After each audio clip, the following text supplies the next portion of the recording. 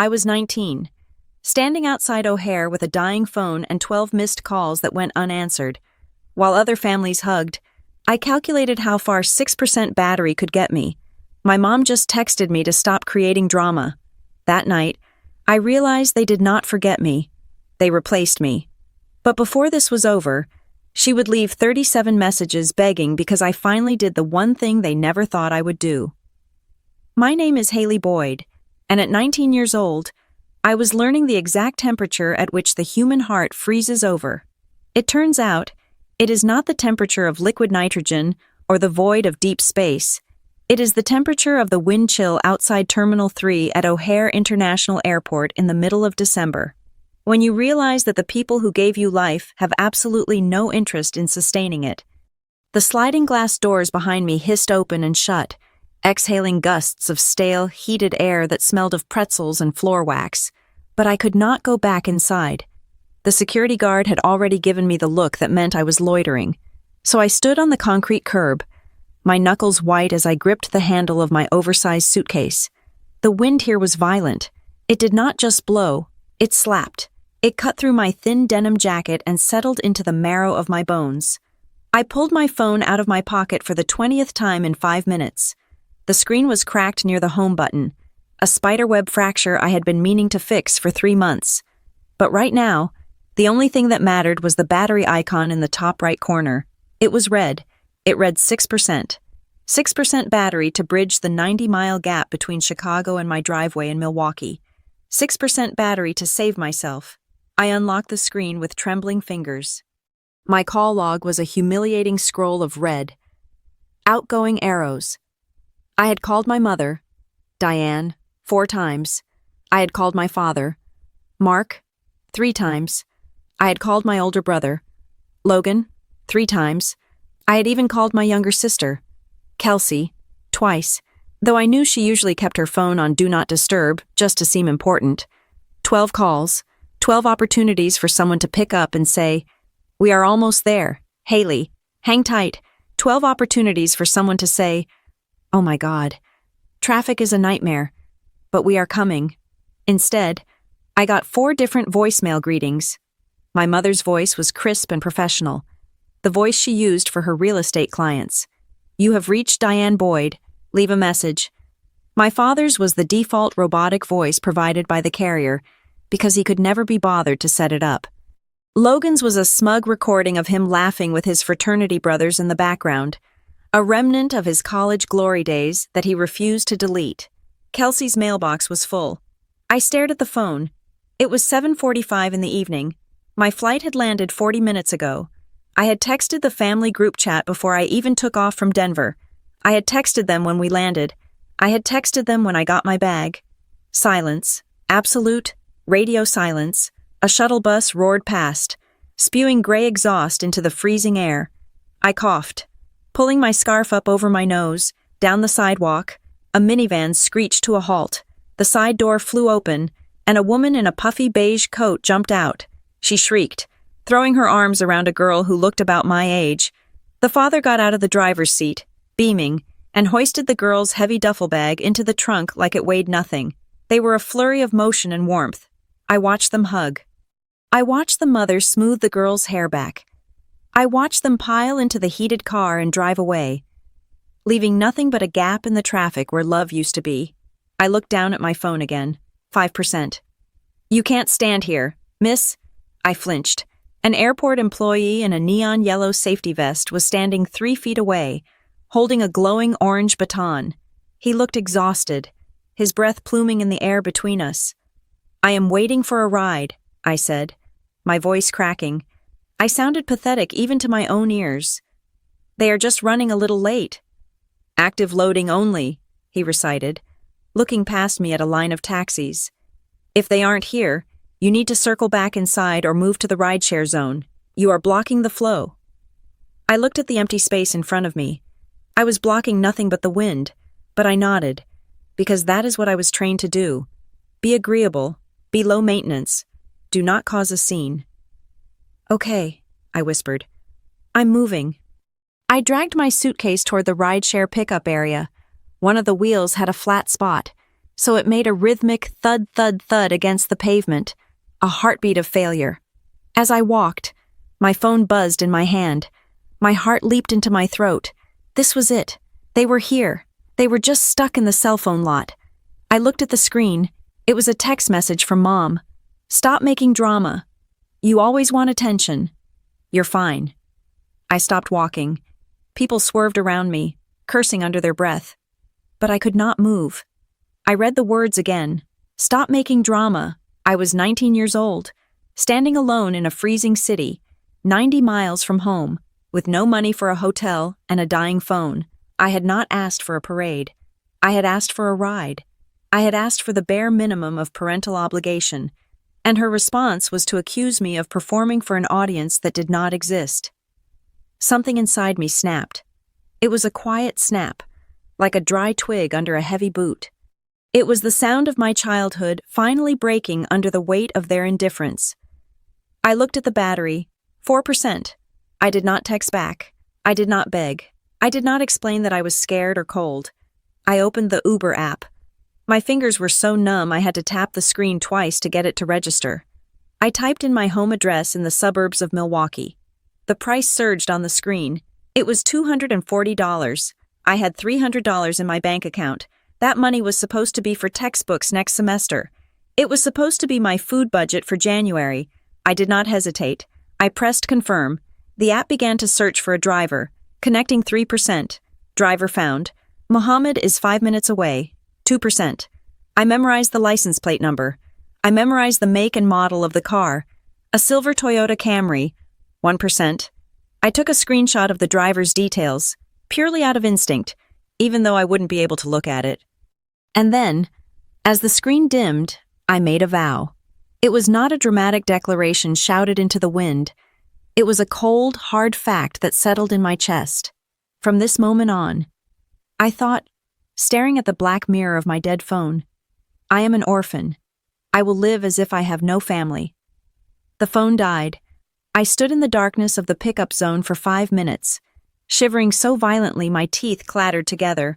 When the silver Camry pulled up, I almost cried, not out of relief, but out of the sheer exhaustion of holding myself together. Mohammed, the driver, popped the trunk. He didn't just sit in the car. He got out.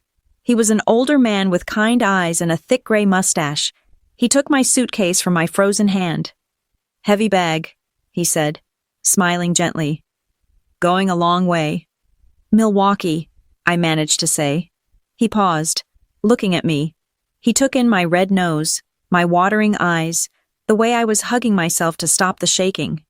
"Long drive for a taxi," he noted softly. "No one is coming." I laughed. It was a dry, rasping sound that hurt my throat. "No," I said. "They are busy." I got into the back seat. The heat was on, blasting from the vents. It felt like burning, but it was glorious. I leaned my head back against the seat and closed my eyes. "Do you have a charger?" I asked quietly. "My phone died." "Of course," Mohammed said. He passed a white cable over his shoulder without turning around. "iPhone, yes." "Yes, thank you." I plugged it in. I watched the charging symbol appear, but I did not turn the phone on. I did not want to see if they had called. I did not want to see if Mom had texted again to tell me I was being selfish for taking an Uber. I just sat in the silence, watching the highway lights blur past like streaks of orange neon. The drive took 1 hour and 45 minutes. I stared out the window the entire time, watching the landscape shift from the industrial clutter of Chicago to the dark, wooded stretches of the interstate, and finally to the manicured, familiar streets of my neighborhood. I saw the houses of my childhood friends. I saw the park where I broke my arm in the 3rd grade. I saw the high school where I had graduated just a year ago, thinking I was escaping, only to be dragged back by gravity. When Mohammed turned onto my street, I sat up straighter. My house, my parents' house, was blazing with light. It looked like a lighthouse in a sea of darkness. Every window was glowing.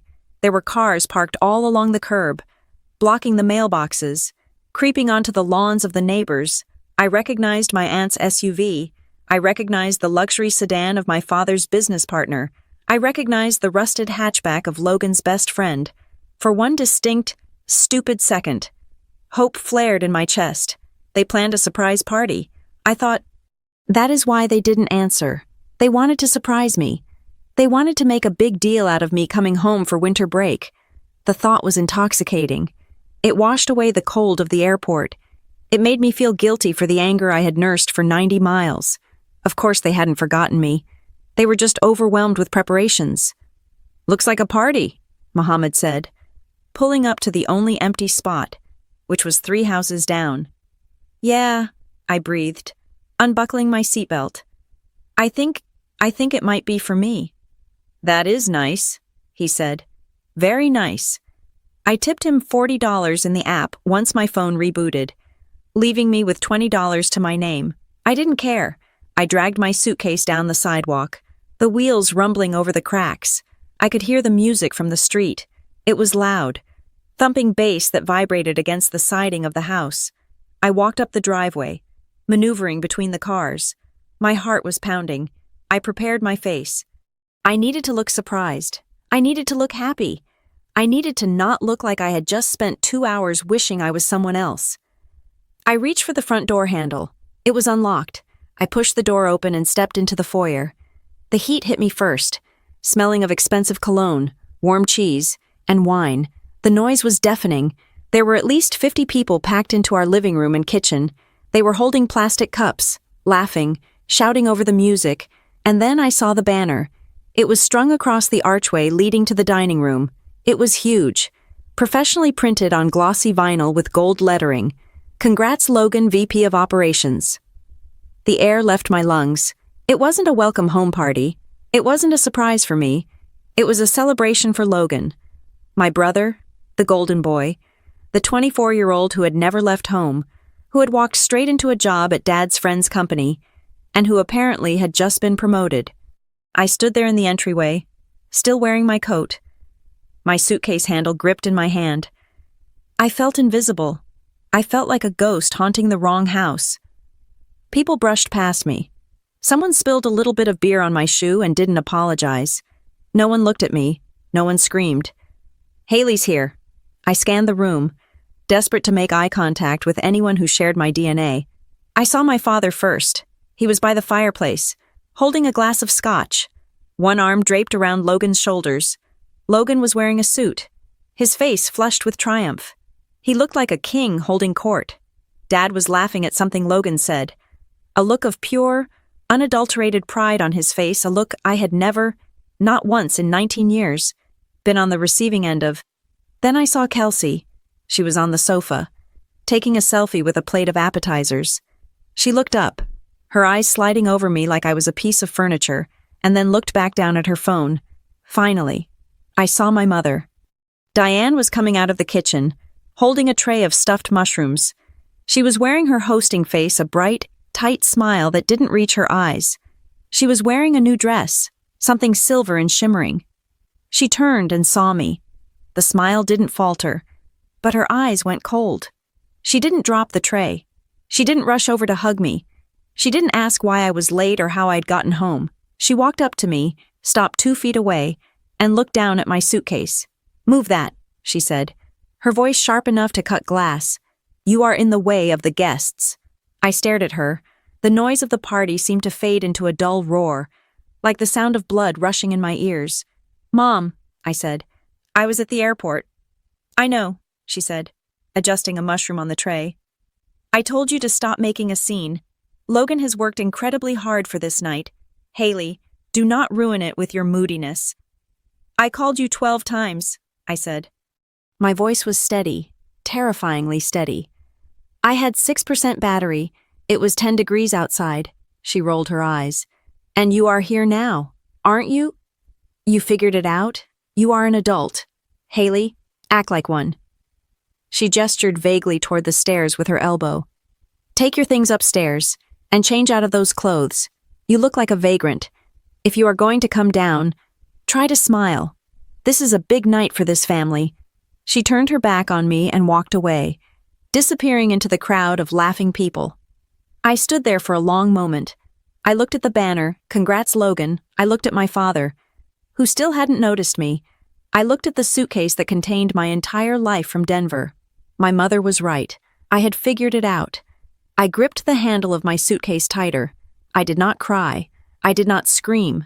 I simply moved my bag out of the way, just like she asked.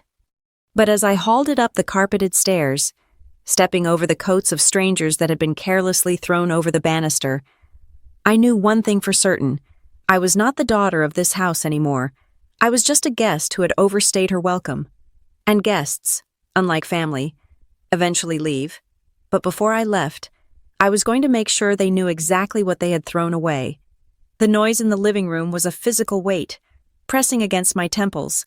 I stood near the bookshelf that held encyclopedias from 1998 and framed photos of Logan playing Little League baseball. Trying to blend into the drywall, I had changed out of my travel-worn clothes into a sweater and jeans, but I still felt the chill of O'Hare clinging to my skin, a phantom layer of frost that the central heating could not melt. In front of me, the people who were supposed to be my family were performing a play titled The Perfect American Life, and they were all hitting their marks. My father, Mark, stood in the center of the room. He had loosened his tie, the universal signal that he was relaxed and in his element. He held a crystal tumbler of scotch in one hand and raised it high, the amber liquid catching the light of the chandelier. The room quieted down, the chatter subsiding into respectful silence. "Attention, everyone," Dad boomed, his voice rich with a pride that made my stomach turn. "I want to propose a toast." He looked at Logan. My brother was standing by the fireplace, one hand in his pocket, looking casually triumphant. He had that specific Boyd jawline square, confident, and utterly unbothered by the struggles of lesser mortals. "To my son," Dad said, beaming, "to the new Vice President of Operations." You know, when Logan was born, I looked at him and thought, this kid is going to go places. But I didn't think he would get there this fast. Laughter rippled through the room, polite, admiring laughter. Dad took a step closer to Logan and clapped a heavy hand on his shoulder. "Logan, you are the rock of this household. You are the future of this family. We are all just riding in your wake, son." The future of this family. The words hung in the air, heavy and absolute. I stood 10 feet away, holding a half-empty bottle of water, and I felt myself shrinking. If Logan was the future, what was I? Was I the past? Was I a footnote? Or was I just the invisible infrastructure, the support beam hidden behind the drywall that no one thinks about until the house collapses? Everyone raised their glasses. To Logan, they chorused. I did not raise my water bottle. I watched my mother, Diane, sip her white wine, her eyes glistening with tears of validation. This was her victory too. Her son, her masterpiece, was succeeding. The narrative was complete. I turned away. Suddenly unable to breathe the same air as them, I needed to get to the kitchen to throw away my bottle, just to have a destination. As I navigated through the crowd, I nearly collided with my sister, Kelsey. She was 16, wearing a skirt that cost more than my entire semester's book budget, and she was aggressively typing on her phone. She looked up, her thumbs hovering over the screen. "Oh," she said flatly, "you are back." There was no malice in her voice, which somehow made it worse. There was just boredom. I was as interesting to her as a lamp that had been moved to a different corner of the room. "Hi, Kelsey," I said. "Good to see you too." She didn't catch the sarcasm, or she didn't care. "Do you have a charger block?" Logan took mine for the speaker system.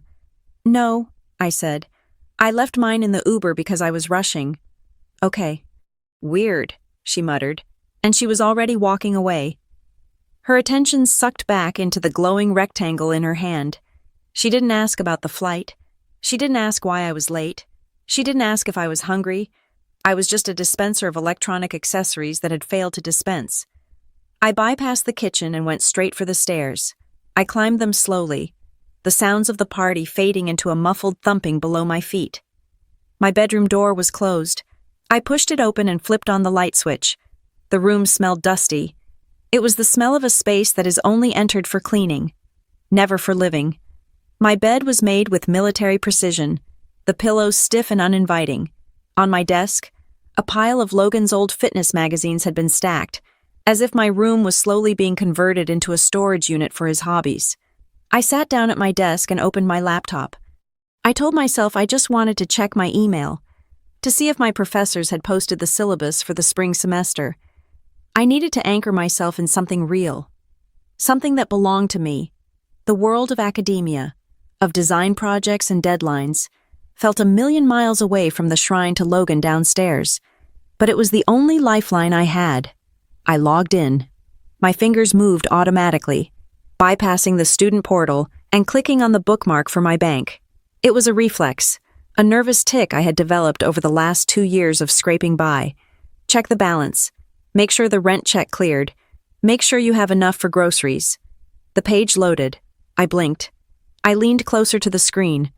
Certain that the glare from the overhead light was playing tricks on my eyes, I had 2 accounts. One was my checking account, which held the pathetic sum of $20 after the Uber ride. The other was a savings account titled College Fund.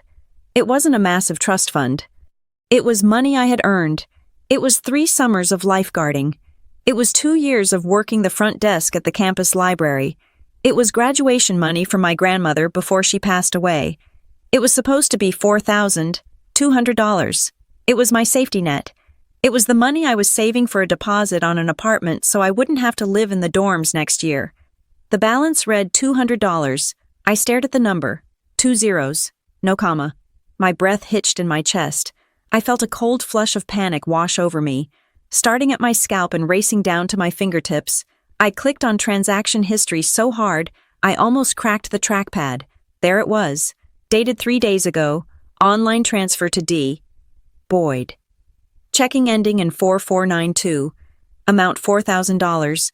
D. Boyd. Diane Boyd. My mother. I sat there for a full minute, my brain trying to process the data. It had to be a mistake. Maybe the bank had flagged something. Maybe she had moved it to a higher interest account for me. But I knew. Deep down in the pit of my stomach, I knew exactly what this was. I stood up. The chair scraped loud and harsh against the wood floor. I didn't feel the cold anymore. I didn't feel the exhaustion from the airport. I felt a heat that started in the center of my chest and radiated outward, burning away the hesitation, burning away the desire to be the good daughter.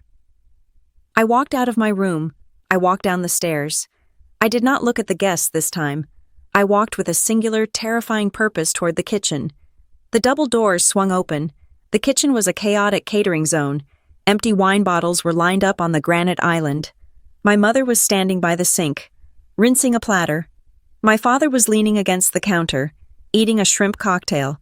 They looked up as I entered. I must have looked like a ghost, or a storm. "Mom," I said. My voice was low, but it cut through the ambient noise of the dishwasher. "Haley, grab a towel," she said, not looking at me. Someone spilled red wine on the rug in the foyer. "Where is my money?" I asked. She froze. The water was still running, splashing over her hands. She turned off the faucet slowly and turned around, drying her hands on a dish towel with deliberate, maddening calmness. "Excuse me," she said. "My savings account," I said, stepping closer. $4,000. It was transferred to your account 3 days ago. Where is it?" My father chewed his shrimp slowly, his eyes darting between me and Mom. He didn't look surprised. "Lower your voice," Mom hissed, glancing at the door to the dining room. "We have guests." "I do not care about the guests," I said, and for the first time in my life, I meant it. That was my tuition money. That was my rent money. "Why is it in your account?" Mom sighed, the kind of long, suffering sigh she used when a cashier took too long to scan her coupons. She leaned back against the counter, crossing her arms. "We had to borrow it. Haley, it is not a big deal." "Borrow it," I repeated, without asking me for what. "Logan's certification trip," she said, as if it were the most obvious thing in the world. He needed to go to that leadership seminar in Zurich before he started the new role. It was a requirement for the promotion. We were a little liquid poor this month because of the party costs, so I moved some funds around. It is an investment. I felt my mouth fall open. "You stole my life savings to send Logan to Switzerland." "It is not stealing," Dad interjected, his voice stern. He put the shrimp tail down on a napkin. We are a family. We pool resources. Logan's promotion increases the net worth of this entire family. When he does well, we all do well. I don't do well, I snapped, my voice rising. I am eating instant noodles in Denver. I have 6% battery because my phone is 3 years old. How does Logan going to Zurich help me pay for my textbooks? Lower your voice, Mom whispered aggressively, stepping forward and grabbing my arm. Her fingers dug into my sweater. Stop being so dramatic. You always make everything about you. It is a loan. We will put it back. When? I demanded, pulling my arm away. When things settle down, she said vaguely. Maybe after tax season. That is 4 months away, I said. I have tuition due in January. Then get more hours at the library, Dad said. He picked up his scotch glass again. Look, Haley, let's be realistic here. Your path. Whatever it is you are doing with the art and the computer things, it is unstable. It is a hobby. Logan's career is real. It is solid. It brings prestige to the name. We had to prioritize the asset that yields the highest return. That is just basic economics. The room seemed to tilt. There it was, the naked, ugly truth. They hadn't just forgotten me at the airport. They hadn't just overlooked me. They had done the math. To Mark and Diane Boyd, I was not a daughter. I was a low-yield savings account. I was a rainy day fund they could raid whenever their real investment Logan needed a fresh coat of paint. My labor, my savings, my struggle. It was all just raw material to be harvested to build Logan's pedestal higher. They stared at me, waiting for me to fold, waiting for me to apologize for being selfish, waiting for me to accept the logic that my existence was secondary to my brother's success. I looked at my mother's face, smooth with Botox and self-righteousness. I looked at my father, confident in his theft. I realized then that screaming would do nothing. Crying would do nothing. If I cried, they would just call me emotional. If I screamed, they would call me unstable. They would rewrite the story so that I was the villain who tried to ruin Logan's big night over a few dollars. I took a deep breath. The air in the kitchen tasted like betrayal and expensive Chardonnay. Okay, I said softly. Mom relaxed instantly. Her shoulders dropped. She smiled, a triumphant little twitch of her lips. Good. I knew you would understand. Now, go help Kelsey with the music. Okay, I said again. I turned around and walked out of the kitchen. I walked past the party, past the banner, past the people who thought this was a happy home. I walked up the stairs, my steps quiet and measured. I went into my room and closed the door. I locked it. I sat down on the edge of the bed and pulled out my dead phone, which was now charged to 18%. I opened the Notes app. I created a new folder. I typed the title in all caps. Receipts. My hands were not shaking anymore. I felt a strange, icy clarity, like the air outside the terminal. I began to type. Item 1. December 19th, $4,000 transferred from savings without consent. Reason Logan's trip to Zurich. Item 2, December 19th. Left at O'Hare for 3 hours. No pickup. Cost of Uber, $240. I stopped. I thought back. I peeled back the layers of the last few years, looking at every memory through this new, harsh lens. Item 3, August. 2 years ago. My car was sold to pay for Logan's DUI lawyer. I was told the engine died. Item 4, freshman year. My scholarship money was used to fix the roof, but Logan got a new loft apartment that same month. I typed for an hour. I listed dates. I listed amounts. I listed lies. Downstairs, the music swelled. I could hear them cheering again. They were celebrating their future. They didn't know that upstairs, in the dark, I was writing the history that would eventually bury them. I didn't shed a single tear. I just kept typing, turning my pain into data, turning my heartbreak into a dossier. Silence was not surrender. Silence was just the sound of a weapon loading. The flight back to Denver in January felt less like a return to school and more like an evacuation. I sat in the middle seat of the last row, my knees pressed against the plastic tray table, listening to the hum of the engines and trying to ignore the gnawing hunger in my stomach. I had left Milwaukee with nothing but my suitcase and the clothes on my back. There was no envelope of cash tucked into my pocket from my father. There were no leftovers packed by my mother. There was just the echoing silence of a house that had consumed my savings and then asked me to clean up the mess. Life in Denver became a study in survival mathematics. My tuition had been paid before the theft, thankfully, but my living expenses were a different equation entirely. The $4,000 my mother had borrowed was supposed to cover my rent share, my groceries, and the materials for my senior design thesis. Without it, I was free-falling. I moved out of the apartment I shared with 2 friends because I could not make the February rent. I found a room in a basement unit 3 miles from campus, a space so small that if I stretched my arms out, I could touch both walls. It smelled of damp earth and laundry detergent from the washer and dryer that sat just outside my door. The rent was $600 a month. I could manage that if I picked up 3 extra shifts a week at the campus IT help desk and stopped eating anything that wasn't sold in a bulk package. February was a blur of gray slush and exhaustion. I became the person who stood in the grocery aisle for 10 minutes, staring at a carton of eggs, calculating the price per egg to see if it was a viable source of protein for the week. I learned that if you went to the bakery section right before closing, they would sometimes give you the day-old bagels for free. I learned that sleep was a substitute for dinner. While I was counting quarters to use the coin-operated laundry machine, my phone would buzz with the only form of affection my family knew how to give demands. They never called to ask how classes were going. They never called to ask if I was warm enough.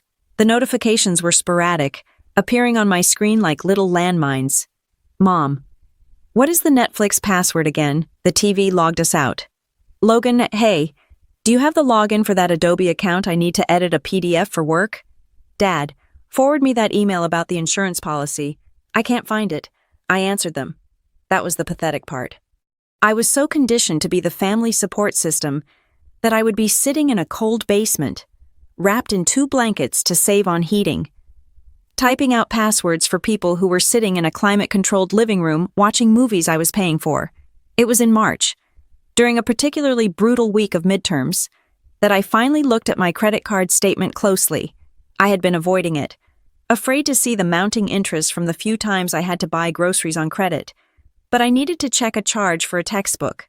I scrolled down the list of transactions on my banking app. King Soopers $12.40, RTD, Transport $6, Chegg Services $14. Then I saw it, a recurring charge for $29.99. I frowned. I didn't have any subscriptions that cost $30. I tapped on the transaction details. Holloway Cloud Storage, 2 TB. Family plan. I scrolled back to February. It was there. January. It was there. December. It was there. My heart began to hammer a slow, heavy rhythm against my ribs. I went to the search bar and typed in the merchant name. The charges went back 18 months. 18 months of paying $30 a month for a cloud storage plan I didn't use. I logged into the provider's website using my email. The dashboard loaded. Storage used 1.8 TB of 2 TB. User Logan Boyd. It was Logan's backup. His entire digital life, his photos, his pirated movies, his work files, his video game saves was sitting on a server that I was paying for. I kept scrolling through my statement. I found a subscription for a premium music streaming service, $14 a month. The account name Boyd Family. I found a monthly charge for a business toolkit app that offered resume templates and LinkedIn analytics, $19 a month. I did the math on a piece of scrap paper. Between the storage, the music, and the business tools, I was paying roughly $65 a month for digital luxuries I didn't use over the last year and a half. I had subsidized over $1,000 of their entertainment and convenience. $1,000. That was 2 months of rent in my basement. That was actual food instead of instant noodles. I stared at the numbers until they blurred. I wanted to cancel them right then. My finger hovered over the cancel subscription button, but then I stopped. A cold, dark thought entered my mind. If I canceled them now, it would just be an annoyance. They would call. They would yell. They would put it on another card. It would be a glitch in their matrix. No, I needed to wait. I needed to choose the moment when the silence would hurt the most. April arrived. bringing with it the thaw and the senior design showcase. This was the culmination of my entire degree. For 4 years, I had worked toward this night. My project, a user interface system for accessible banking, had been selected as a finalist for the department award. It was a black tie event. There would be industry recruiters, professors, and families. Every student in my cohort was buzzing about who was coming. "My parents are flying in from Ohio," one girl said. "My dad is bringing my grandmother," said another. I created a digital invitation. It was beautiful, designed with the same care I put into my work. It had the date, the time, and a link to the live stream for those who couldn't make it. I sent it to the family group chat. "Haley, hey everyone. The senior showcase is next Saturday. My project is a finalist for the top prize. I would love it if you could make it. But if not, here's the stream link." I watched the chat bubble. Logan read it. Dad read it. Mom read it. 5 minutes passed. Then, a notification. Mom reacted to the message with a thumbs up emoji. That was it. No text. No, congratulations. No, we will check our calendar. Just a yellow hand. A generic acknowledgement that I had spoken. Equivalent to how one might acknowledge a spam email. 2 days later, Kelsey sent a message in the same chat. "Prom dress shopping this weekend.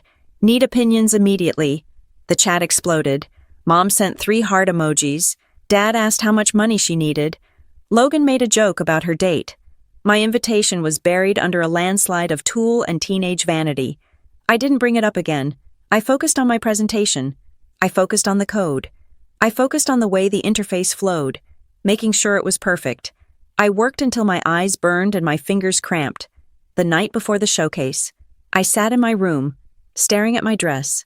It was a simple black dress I had bought at a thrift store and tailored myself. I looked at the phone. I knew the answer. I knew it in my bones. But the inner child in me, the stupid, hopeful little girl who used to wait by the window, needed to hear them say it. I dialed my mother. She answered on the second ring, sounding distracted. "Hello, Haley. Make it quick. I'm making dinner." "Hi, Mom," I said. "I was just calling to see, well, the showcase is tomorrow. I didn't know if you guys were planning to drive out or maybe fly in last minute. I have reserved seats under my name." There was a pause. I heard the sound of a pot lid clattering. "Oh, Haley," she sighed. It was a heavy, burdened sound. "Honey, you know that is a long trip, and honestly, it is just such bad timing." "It is my graduation showcase," I said. "It happens once." I know, but Logan has that networking golf thing on Sunday morning. He needs the car to get his clubs out to the course, and your father is using the SUV for the hardware store run. We just can't spare the vehicles right now." I gripped the phone tighter. "The car," I repeated. "You aren't coming because Logan needs the car for golf. It is a networking event. Haley, it is important for his career. He meets potential clients there. You have to understand.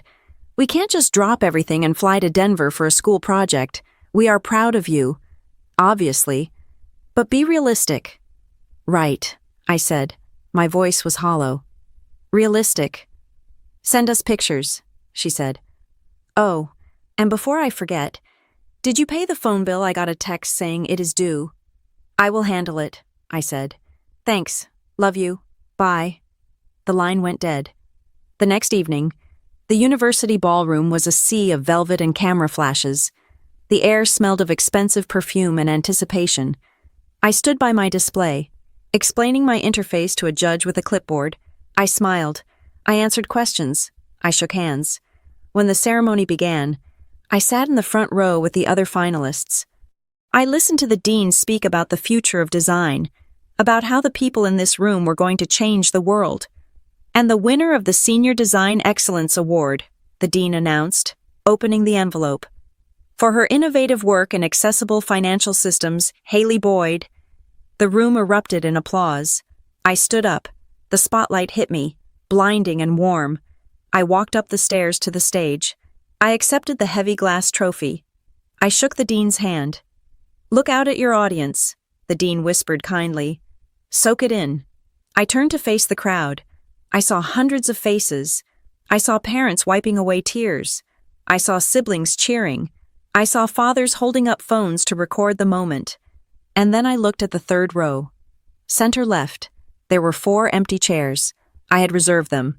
I had put little "reserved for Boyd family" signs on them, just in case. They sat there, gaping and vacant, like missing teeth in a smile. The applause washed over me, but I felt nothing. I felt a coldness that started in my chest and spread to my limbs, a numbness that was absolute. The wind from O'Hare was back, blowing through the ballroom, freezing the tears before they could form in my eyes. I smiled for the camera. I held the trophy high, but inside, the last tether had snapped.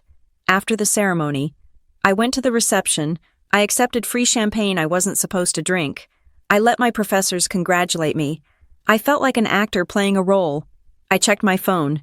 Maybe they were watching the stream. Maybe they saw me win. There was one text message from Mom. "Don't forget to fix Logan's login. He says the cloud is full, and he can't upload his weekend photos." I stared at the screen. I had just won the highest honor in my program. I was standing in a ballroom in a thrift store dress, holding a trophy that validated 4 years of struggle. And my mother was texting me to troubleshoot my brother's digital hoarding. They didn't see me. They never saw me. To them, I was not a person. I was a password manager. I was a tech support line. I was a credit card number that never complained.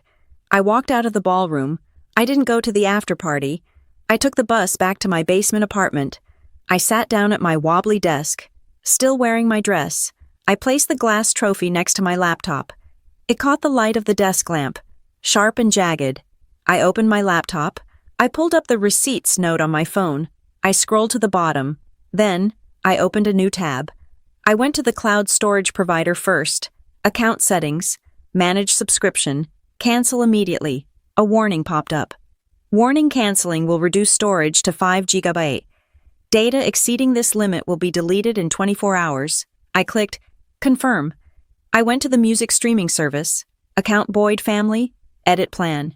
Remove member Mom. Remove member Dad. Remove member Kelsey. Remove member Logan. Change plan to individual student. I clicked save. I went to the business tools site. Cancel subscription. Reason for leaving. I am not the user. I logged into the phone carrier website. I had been on their family plan, but I had been the one managing the online access because they were all tech illiterate. I looked at the bill. It was auto-paid from my father's card, but my number was listed as an add-on. I initiated a transfer of service for my number to a cheap, prepaid carrier. Then, I went to the streaming services, Netflix, Hulu, HBO, change password, sign out of all devices. I typed in a new password, a complex string of random characters that had no birthday, no pet name, no anniversary, a password that was mine alone. I sat back in my chair. My screen was glowing in the dark room. One by one, the confirmation emails started to roll in. "We are sorry to see you go. Your subscription has been canceled." Password changed successfully. I felt a strange sensation in my chest. It wasn't happiness. It wasn't relief. It was lighter than that. It was the feeling of dropping a heavy backpack after hiking for miles. They didn't remember me. They remembered my utility. They remembered that I made their lives frictionless. They remembered that I was the one who kept the digital lights on. Well, the power was out now. I closed my laptop. The fan whirred to a stop. The room was silent. I looked at the trophy again. It was the only thing in the room that reflected any light. "Congratulations, Haley," I whispered to the empty room. I went to sleep. It was the best sleep I had had in years. It started with a shaky hand and a ring light I had bought at a garage sale for $5. It was 3 days after the showcase. 3 days since I had severed the digital umbilical cords connecting me to the Boyd family mainframe. The silence from Milwaukee was not peaceful. It was heavy, like the pressure drop before a tornado. I knew they were noticing. I knew the password incorrect screens were popping up on their televisions and phones. I knew the confusion was turning into irritation, which would soon calcify into rage. I was sitting on the floor of my basement room, leaning against the cold drywall. My laptop was open, displaying a new freelance job board I had signed up for. But my mind was stuck on the image of those 4 empty chairs in the ballroom. I opened the TikTok app. I had an account. But it was a ghost town, just a few videos of design renderings and coffee art. I pressed the plus sign. I flipped the camera to face me. I did not put on a filter. I did not fix my hair, which was pulled back in a messy bun. I looked tired. I looked exactly like what I was, a 19-year-old girl who was realizing she was entirely alone in the world. I pressed record. "Hi," I said to the camera. My voice trembled, so I cleared my throat and started again. "My name is Haley. Last December, my family forgot I was at the airport. I called them 12 times. No one answered because they were throwing a party for my brother. When I finally got home, my mom told me I was being dramatic. I took a breath. Yesterday, I won a National Design Award. They didn't come because my brother needed the car for golf. But 10 minutes after the ceremony, my mom texted me, not to say congratulations, but to ask me to fix my brother's Netflix password. I looked directly into the lens. I have paid their phone bills. I have managed their cloud storage. I have been their tech support, their emotional punching bag, and their retirement plan. But today, I cut them off. I am 19. I have $200 to my name. And I am terrified. But I think I am finally free. I stopped recording. I added a simple caption. My family left me at O'Hare, but still expected me to pay their bills. I added the hashtags toxic family, glass child, and boundaries. I hovered over the post button. My heart was hammering against my ribs like a trapped bird. If I posted this, there was no going back. This wasn't a private rebellion like changing a password. This was a declaration of war. I closed my eyes and tapped the screen. I threw the phone onto my mattress and went for a walk. I walked for 2 hours, circling the campus, breathing in the cold mountain air, trying to outpace my own anxiety. When I came back, I forced myself to shower, to eat a piece of toast, to do anything but look at the phone. I fell asleep around 2 in the morning. When I woke up, my phone was hot. It wasn't just warm, it was physically radiating heat from the nightstand. I touched the screen, and it didn't wake up immediately because the processor was overloaded. When it finally flickered to life, the notifications weren't a list. They were a solid block of text that was moving so fast I couldn't read it. 99 plus. Likes, 99 plus comments, 99 plus. New followers. I opened the app. The video had 3.2 million views. I sat up in bed, gasping for air. 3 million people. That was the population of a small country. I opened the comments. I expected hate. I expected people to tell me I was ungrateful, just like my mother did. I expected the internet to side with the parents. Instead, I saw a tidal wave of validation. User Sound782. This is me. I am 40 and I am just realizing I was the Haley of my family. Sarah J. The glass child syndrome is real. They look right through you to see the golden child. I am so sorry. Honey. Mike. Design, you won a national award. Drop your portfolio link. Seriously. Contact Queen. The fact that you cut the subscriptions is the level of petty I aspire to. Please tell us exactly how you did it. I scrolled and scrolled. Thousands of strangers were offering me the hugs my mother had withheld. Thousands of people were angry for me. It was disorienting. I had spent my life believing I was the problem, the squeaky wheel, the drama queen. And here were 3 million people telling me that the machine was broken, not the wheel. I didn't stop. I felt a surge of adrenaline, a strange, intoxicating mix of vindication and opportunity. I set up my phone again. This time, I didn't shake. I started a series. I called it Receipts Anonymous. I didn't use real names. I didn't say Diane or Logan. I just told the stories. I told the story about the savings account theft. I told the story about the time Logan crashed his car and Dad blamed the icy road. But when I got a flat tire, I was irresponsible. I read the text messages verbatim, putting them on the screen with the names blacked out. Text from Mother. We need to transfer the title of your car to your brother for insurance reasons. You can still drive it when he isn't using it. I posted it. Within an hour, a creator named Dr. Aris, a clinical psychologist with 5 million followers, stitched my video. I watched it, my breath held tight. Doctor. Aris sat in a comfortable armchair, looking kind and serious. What you are watching here, he said, pointing to my video, is a textbook example of family scapegoating dynamics. The daughter is the identified patient, the one who carries the emotional burden so the others can remain comfortable. Notice how the financial abuse is justified as family investment. This is not normal. This is exploitation. Haley, if you are watching this, you are not crazy. You are escaping. His video went viral. My follower count jumped from 50,000 to 200,000 in an afternoon. But it wasn't just internet points, it was the bio link. I had put my portfolio website in my bio, mostly out of habit. By that evening, my email inbox, usually a graveyard of spam and university alerts, dinged. Then it dinged again and again. Subject: freelance web design inquiry. Subject: branding for a startup. Love your style. Subject: can you design a logo? Saw your TikTok? I clicked on the first one. It was from a small coffee roaster in Seattle. Hi, Haley. Saw your portfolio via TikTok. We love the accessible interface work you did. We need a new landing page. Budget is $2,000. Are you available? $2,000. I stared at the number. My mother had taken $4,000 from me and called it a loan. Here was a stranger offering me half of that just to do a job I loved for a week. I typed back, I am available. I spent the next 3 days in a fever state of work. I designed the landing page. I created a brand kit for a candle company in Austin. I revamped a resume for a woman in London. When the first payment hit my Stripe account, $500 as a deposit, I cried. I didn't cry at the airport. I didn't cry when I saw the empty chairs. But I cried looking at that notification on my phone. Deposit received, $500. It was mine. No one could claim it was for Logan. No one could guilt me into transferring it. It was the first pure thing I had ever owned.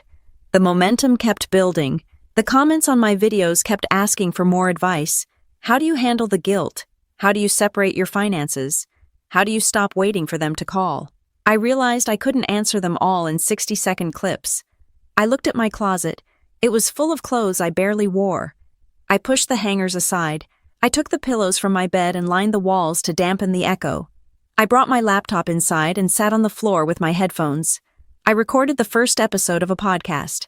I called it Missed Calls. Welcome to Missed Calls, I said into the microphone, my voice echoing slightly in the small space. I'm Haley. This is a show about the calls we stop answering.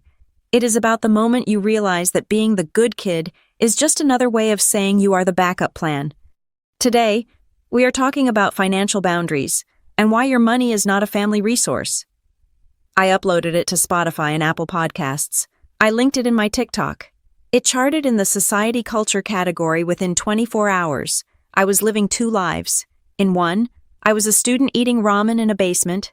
In the other, I was becoming a voice for a generation of kids who felt like utility players in their own families. The irony was sharp enough to bleed. Strangers were sending me fan art. Strangers were Venmoing me $5 for coffee. Strangers were writing me essays about how I saved their lives and my family. They were silent, but it wasn't a peaceful silence. It was the silence of a predator assessing a new threat. I hadn't blocked them yet. I needed to see the incoming fire, but I had muted their notifications. I checked my messages one evening after finishing a logo design. Logan, 3 days ago. Dude, why is my Dropbox locked? I have a presentation. Mom. 2 days ago, Haley. Pick up. This is ridiculous. Your aunt saw some video. Call me immediately. Dad. Yesterday, we need to discuss the phone bill. It has a termination fee. They hadn't seen the viral videos yet. Not really. They had heard whispers. They knew something was wrong because the services were off. But they didn't know the scale of it. They didn't know that 3 million people knew about the airport. I felt a strange sense of power. For the first time, I controlled the flow of information. I controlled the narrative. I opened the Notes app on my phone. I went to the Receipts folder. I typed a new header at the bottom. Exit plan. I made a list. It wasn't a wish list anymore. It was a strategy. Goal 1. Save $10,000. Current status, $2,500. Goal 2. Graduate with honors. Current status, On track. Goal 3. Secure a full-time job with health insurance, so I never have to ask Dad for a doctor's visit again. Goal 4. Move to a building with a doorman, or at least a security code they don't know, and then I added a rule for myself. Rule number 1. No negotiation. Access to me is a privilege, not a birthright. If they want to be in my life, they apply like everyone else. I looked at the screen. The blue light illuminated the dark closet. I felt stronger than I had ever felt. The pain was still there, the ache of knowing my mother loved her image more than she loved me. But it was different now. It was like a scar tissue forming. It was tough. It was protective. I had turned my trauma into a business model. I had turned my neglect into a brand. And for the first time in 19 years, when I looked in the mirror, I didn't see Logan's sister. I didn't see Diane's daughter. I saw Haley, and she was doing just fine. I closed the laptop and walked out of the closet. My phone buzzed on the desk. A new email from Holloway Pike Solutions. Subject interview request. Junior UX designer. I smiled. It was a real company, a big one.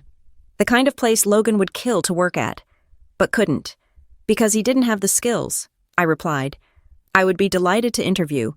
The game had changed. I wasn't waiting on the curb anymore. I was driving the car, and I wasn't looking in the rearview mirror. The ripples of my digital rebellion took about 2 weeks to travel from the internet ether to the manicured streets of Milwaukee, but when they arrived, they hit with the force of a structural failure. I wasn't there to see it. Of course, I was 1,000 miles away in Denver, meticulously crafting a portfolio for my upcoming interview with Holloway and Pike Solutions. But thanks to the small-town nature of suburban gossip and a few old high school friends who were all too eager to keep me in the loop via direct messages, I had a front-row seat to the slow disintegration of the Boyd family image. It started, predictably, at the country club. My mother, Diane, lived for her Tuesday tennis league. It was less about the sport and more about the social currency exchanged over iced tea afterwards. According to Sarah, a girl I grew up with whose mom was in the same league, the atmosphere shifted the moment Diane walked onto the court. Usually, Diane held court. She would brag about Logan's promotion, about the investments the family was making, about how perfect their life was. But this Tuesday was different. A woman named Carol, who had always been a frenemy of my mother's, leaned in during the water break. "Diane," Carol reportedly said, loud enough for the next court to hear. I saw the most disturbing video on TikTok yesterday. It was about a girl left at O'Hare by her family. The details, well, they sounded so familiar. Is that Haley's story? My mother froze. She laughed, a brittle, high-pitched sound. Oh, you know the internet, Carol. People make things up for attention. Haley is doing wonderful. She just won an award. Right, Carol pressed. But the video mentioned the brother needing the car for golf on the day of the award. Didn't Logan play with my husband that Sunday? The silence that followed was apparently deafening.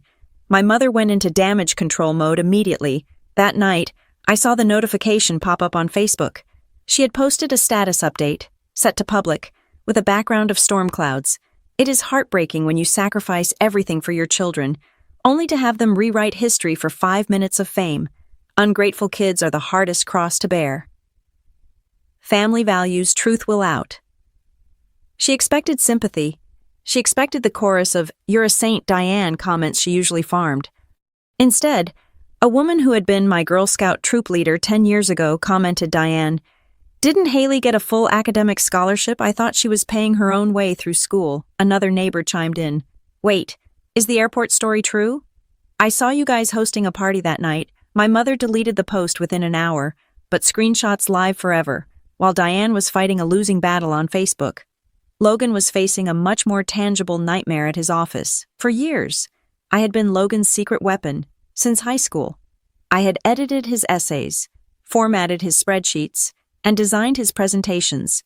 When he got the job at the logistics firm, he would email me raw data at midnight, and I would send back polished professional slide decks by 6 in the morning. He never paid me. He barely thanked me. He just assumed that my talent was his asset, but I had cut him off 2 days ago.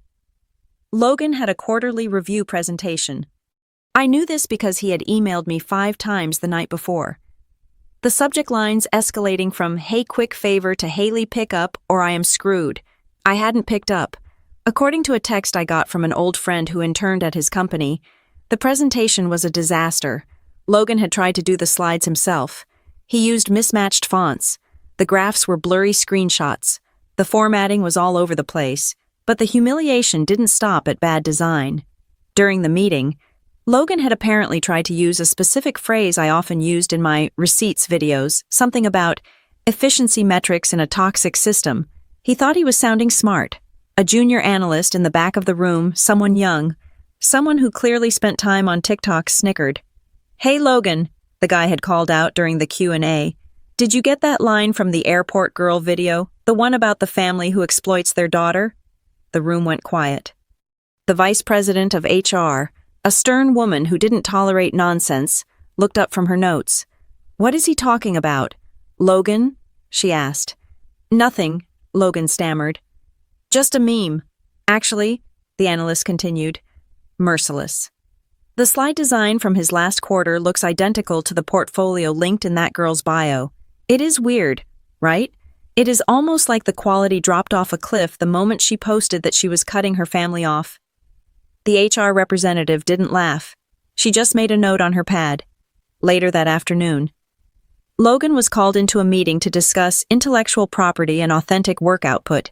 He didn't lose his job, not yet, but the golden halo was tarnished. He was no longer the prodigy. He was the guy who might have been outsourcing his competence to his little sister. Then came Kelsey. My little sister was the least malicious of them, but she was also the most dependent. She'd grown up watching me fix everything, so she never learned how to hold a hammer.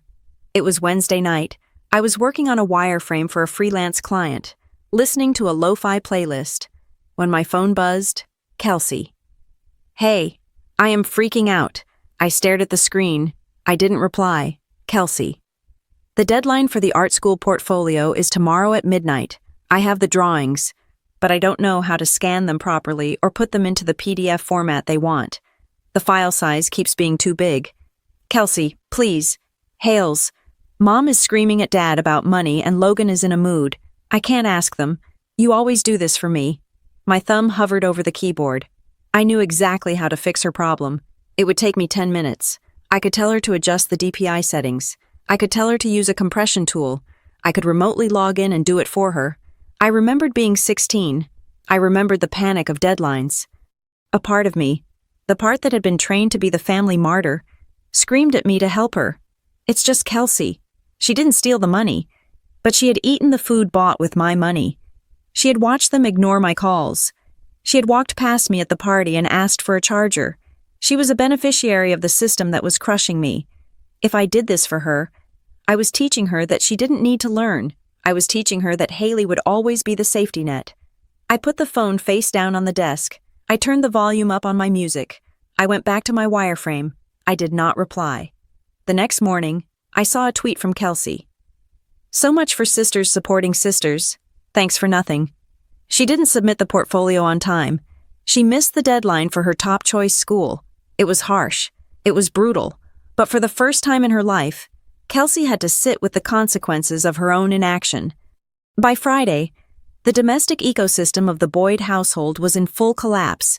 It wasn't just the big things. It was the death by 1,000 cuts.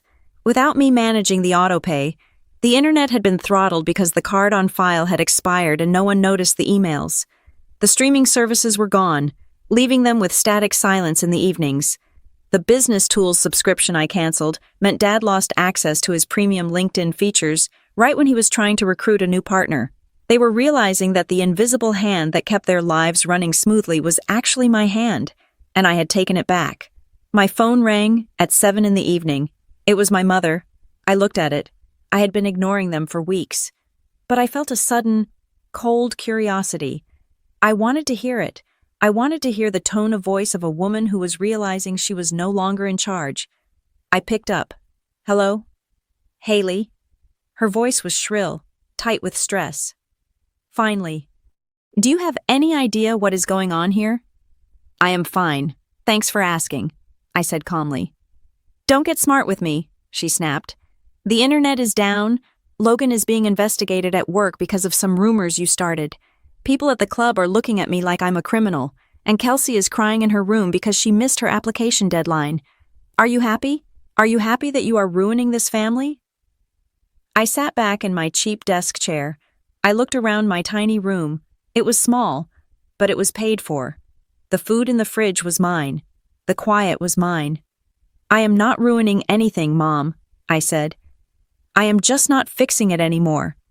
It is the same thing, she shouted. We are a family. You help the family. Why is everything suddenly falling apart? Because I stopped holding it up, I said. The words came out simple and absolute. I was the foundation you built everything on, Mom, but you treated me like the basement. Now the floor is caving in. That is not my fault. That is gravity.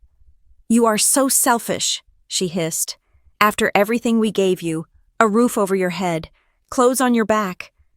You took my college fund, I reminded her. You left me at the airport. You forgot my existence until you needed a password. That isn't giving, Mom. That is taking. We will fix this, she threatened. We will issue a statement. We will tell people the truth about how unstable you are. Go ahead, I said. I have the receipts. I have the bank statements. I have the call logs. I have the emails where Logan asked me to do his work. If you want to make this a public fight, I promise you, I have more ammunition. There was silence on the other end. For the first time, she realized she couldn't bully me. I wasn't 19 and scared anymore. I was independent and armed with evidence. Haley, she said, her voice dropping to a dangerous whisper. You are making a mistake. You need us. No, I said. I really don't. I hung up. My heart was pounding, but not from fear. It was the adrenaline of a clean break. I blocked her number. I blocked Dad. I blocked Logan. I blocked Kelsey. I sat in the silence for a moment, letting the weight of what I had done settle. I had effectively orphaned myself. It should have felt tragic. Instead, it felt like I had just cut away a gangrenous limb. My laptop pinged with a new email notification. I turned to the screen, expecting another freelance inquiry or maybe a bill. It was from the domain hollowaypike.com. Subject interview. Confirmation. Junior UX designer role. Dear Ms. Boyd, we have reviewed your portfolio and your online case studies. We are incredibly impressed by your work on accessible financial interfaces. Your ability to translate complex systems into user-friendly designs is exactly what we are looking for. We would like to fly you out for a final round of interviews at our Denver headquarters next Tuesday. Please let us know if you are available. I read the email 3 times. Holloway and Pike. It was a Tier 1 tech consultancy. Starting salaries for juniors were around $80,000 a year. It came with full benefits, stock options, and a signing bonus. This was the door, the real door. If I got this job, I wouldn't just be surviving, I would be thriving. I would be making more money at 22 than my father made at 40. I would have health insurance that didn't depend on his employment. I would have a career that was entirely 100% mine. I thought about Logan, sweating in his office, unable to make a slide deck. I thought about my mother, desperately trying to spin a narrative that no longer held water. I thought about Kelsey, missing deadlines because she waited for a savior who wasn't coming. They were drowning in the shallow end of the pool because they refused to learn how to swim. I typed my reply. I am available. Thank you for the opportunity. I hit send. I stood up and walked to the small window of my basement apartment. Outside, the Denver sky was a brilliant, bruised purple as the sun went down over the Rockies. It was cold, but inside, I was warm. The family structure had collapsed. The perfect image was shattered, and standing in the rubble, holding the blueprint for a new life, was me. I smiled. It was time to build something that actually had a foundation. The optimism I felt after scheduling the interview with Holloway and Pike was a narcotic. It made me feel invincible, like I had finally outrun the shadow of my family. I spent the weekend looking at apartments online, fantasizing about a space that didn't smell like damp basement and didn't have a shared laundry room where my socks mysteriously vanished. I found it on a Tuesday morning. It was a studio apartment in the Low-High neighborhood of Denver. It was small, only 450 square feet, but it had an exposed brick wall, a window that actually let in sunlight, and a kitchen island that wasn't made of plywood. The rent was $1,400 a month. It was a stretch, but with my freelance income picking up and the prospect of the new job, I knew I could make it work. I filled out the application immediately. I paid the $50 application fee. I uploaded my bank statements, which finally showed a positive balance thanks to the design deposits. I hit submit with a flourish, feeling like I was signing the treaty that ended the war. The rejection email came 4 hours later. I was sitting in a coffee shop, working on a logo, when the notification slid across my screen. Subject application status, Unit 4B, declined. I frowned. I wiped my hands on a napkin and opened the email. Assuming there was a mistake, maybe I had typed my social security number wrong. Maybe the upload had failed. Dear Ms. Boyd, thank you for your interest in the Low-High Lofts. Unfortunately, we are unable to approve your application at this time. Our leasing policy requires a minimum credit score of 650. Your current credit report indicates a score of 580, along with a high debt-to-income ratio due to recent credit utilization. If you believe this is an error, please contact TransUnion directly. I stared at the number. 580. That was impossible. I was 19. I had one credit card, a student starter card with a limit of $500, which I paid off in full every single month. I had never missed a payment. I had no car loan. I had no mortgage. My student loans were in deferment until graduation. My credit score should have been in the 700s. A cold, prickly sensation started at the base of my neck. It was the same feeling I had when I looked at the college fund account and saw the missing money. But this was worse. That was theft of cash. This was theft of my name. I packed up my laptop. I couldn't do this in public. I needed to be somewhere private. I practically ran back to my basement apartment, ignoring the burning in my lungs. I threw my bag on the floor and opened my laptop. My hands were shaking so badly I had to type my password twice. I went to annual credit report. Calm. I requested my file from Experian. I answered the security questions. What is the make of your vehicle? None. Which of these addresses have you lived at 142 Maple Drive? Milwaukee. The report generated. A spinning wheel on the screen mocked me for 10 agonizing seconds. Then, the PDF opened. I scrolled past my student loans. I scrolled past my little $500 student card, and there they were. 2 red flags waving in the digital wind. Account name, Chase Sapphire Preferred. Status open. Balance, $8,432. Date opened, December 22nd. Account name, Affirm Financing. Status open. Balance, $2,100. Merchant Herman Miller Furniture. I stopped breathing. December 22nd. 3 days after the airport.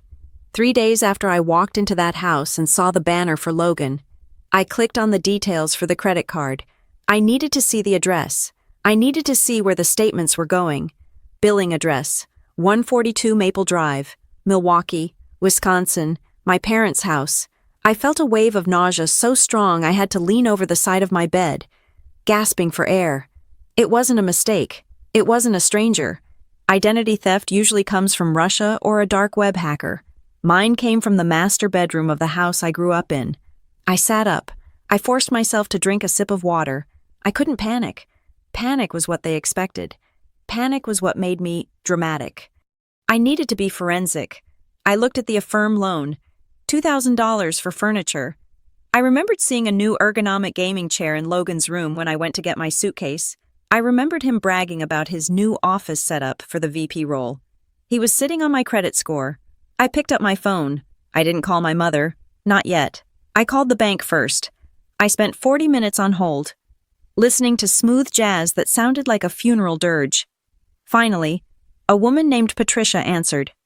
Fraud department, this is Patricia. How can I help you? Hi, I said. My voice was eerily calm. I am looking at my credit report.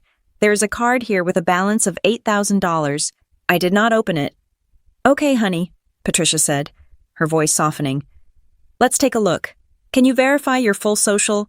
I gave her the numbers. And your mother's maiden name? Miller. Okay, I see the account here. It was opened online on December 22nd. The verification was done via email. What email was used? I asked. There was a pause. For security, I can only give you the first few letters. Does it start with Haley College Prep? I asked. Yes, Patricia said. That is the one. I closed my eyes. Haley College Prep Gmail.com. It was an email address my mother had created for me when I was a junior in high school. She said it was to help me manage my applications and scholarship offers. She had the password. She had set it up on her iPad. I hadn't used that email in 2 years. Patricia, I said, I need to dispute this. That is not my email anymore. I did not authorize this. I understand, she said. We can freeze the card immediately. We will open an investigation. But I have to ask, do you know who might have had access to your social security number and that email address? I looked at the wall of my basement room.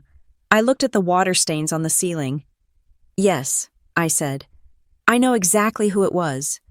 If it is a family member, Patricia said, her voice taking on a warning tone, you should know that for us to discharge the debt as fraud, you will likely need to file a police report. Otherwise, the bank considers it a civil matter between authorized parties.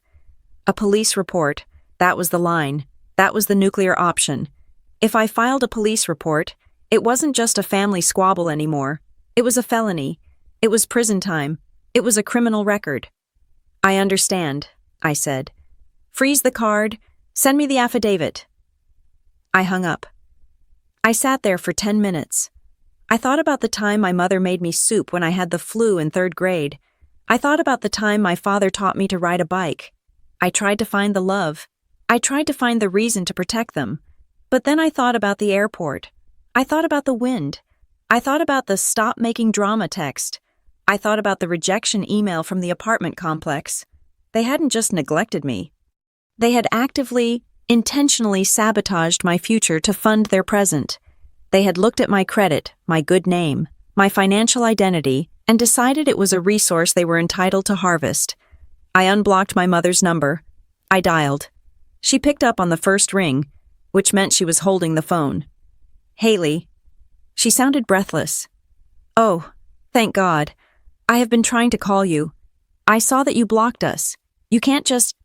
Mom, I interrupted. What? Did you use my name? The question hung in the air, heavy and absolute. I didn't yell it. I asked it with the flat curiosity of a judge asking a defendant for a plea. I don't know what you are talking about, she said, but the speed of her answer gave her away. It was a reflex, not a truth. I am looking at my credit report. Mom, I said, there is a Chase Sapphire card with $8,000 on it. There is a Herman Miller loan for Logan's chair. The verification email was the old college prep account you control. Silence. I could hear her breathing on the other end. I could hear the faint sound of the television in the background. Mom, I said again. Did you open these accounts? We were going to fix it, she blurted out. My stomach dropped. There it was, the confession. Fix it, I repeated. You committed identity theft to fix what? Logan needed a bridge, she said, her voice rising in that frantic, victimized pitch she used when she was cornered. The promotion came with expenses. Haley, he had to buy new suits. He had to furnish the home office. The signing bonus hadn't cleared yet. We were just liquid poor for a few weeks. We were going to pay it off before you even noticed. Before I noticed, I laughed. A harsh, jagged sound. Mom, you tanked my credit score. I just got denied for an apartment. I am living in a basement because of you. Don't be dramatic, she said instinctively. It is just a number. We can pay it down. Your father is closing a deal next month. We will transfer the money. Just don't make a scene about this. Make a scene. I felt the heat rising in my face, but I pushed it down. I needed to be cold. You committed a felony. We are your family, she screamed. You don't use words like felony with your mother. We raised you. We fed you, so we used your credit for a month, so what? You weren't using it. You are a student. Logan has a career to protect. And I don't, I asked softly. I don't have a life. You are young, she said dismissively. You can bounce back. Logan is at a critical juncture. If he showed up to that job in cheap suits, he would have been laughed out of the boardroom. We did what we had to do for the family. I am part of the family, I said. Then act like it, she retorted. Stop checking your little reports and let us handle the finances. We know what we are doing. I looked at the $8,000 balance again. Trips to restaurants, gas stations, a charge for a spa in downtown Milwaukee, a charge for a liquor store. They weren't just buying suits. They were living their perfect life on my credit because they were broke. The realization hit me like a physical blow. They weren't rich. They were drowning, and they were using me as a life raft. Okay, I said. Okay. She sounded relieved. Good. I knew you would be reasonable. Just unblock us. Haley, we need to coordinate the payment plan, and maybe you can take down those TikTok videos. People are talking. I said okay, I repeated. As in, I understand now. Understand what? I understand that I am not a daughter to you, I said. I am a line of credit. Haley, stop it. I'm going to hang up now. Mom. Wait, don't you dare. I pressed the red button. I sat in the silence of my room. My hands were steady now. The shaking had stopped. I didn't cry.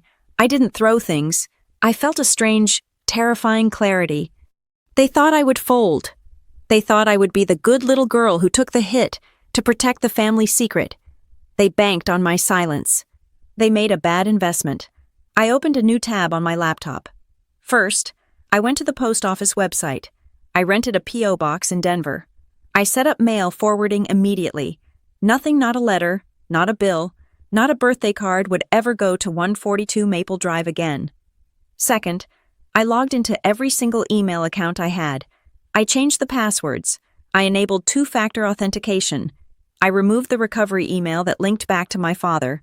Third, I went back to the credit bureaus. Experian, TransUnion, Equifax. I clicked the button that said, Freeze Credit Report.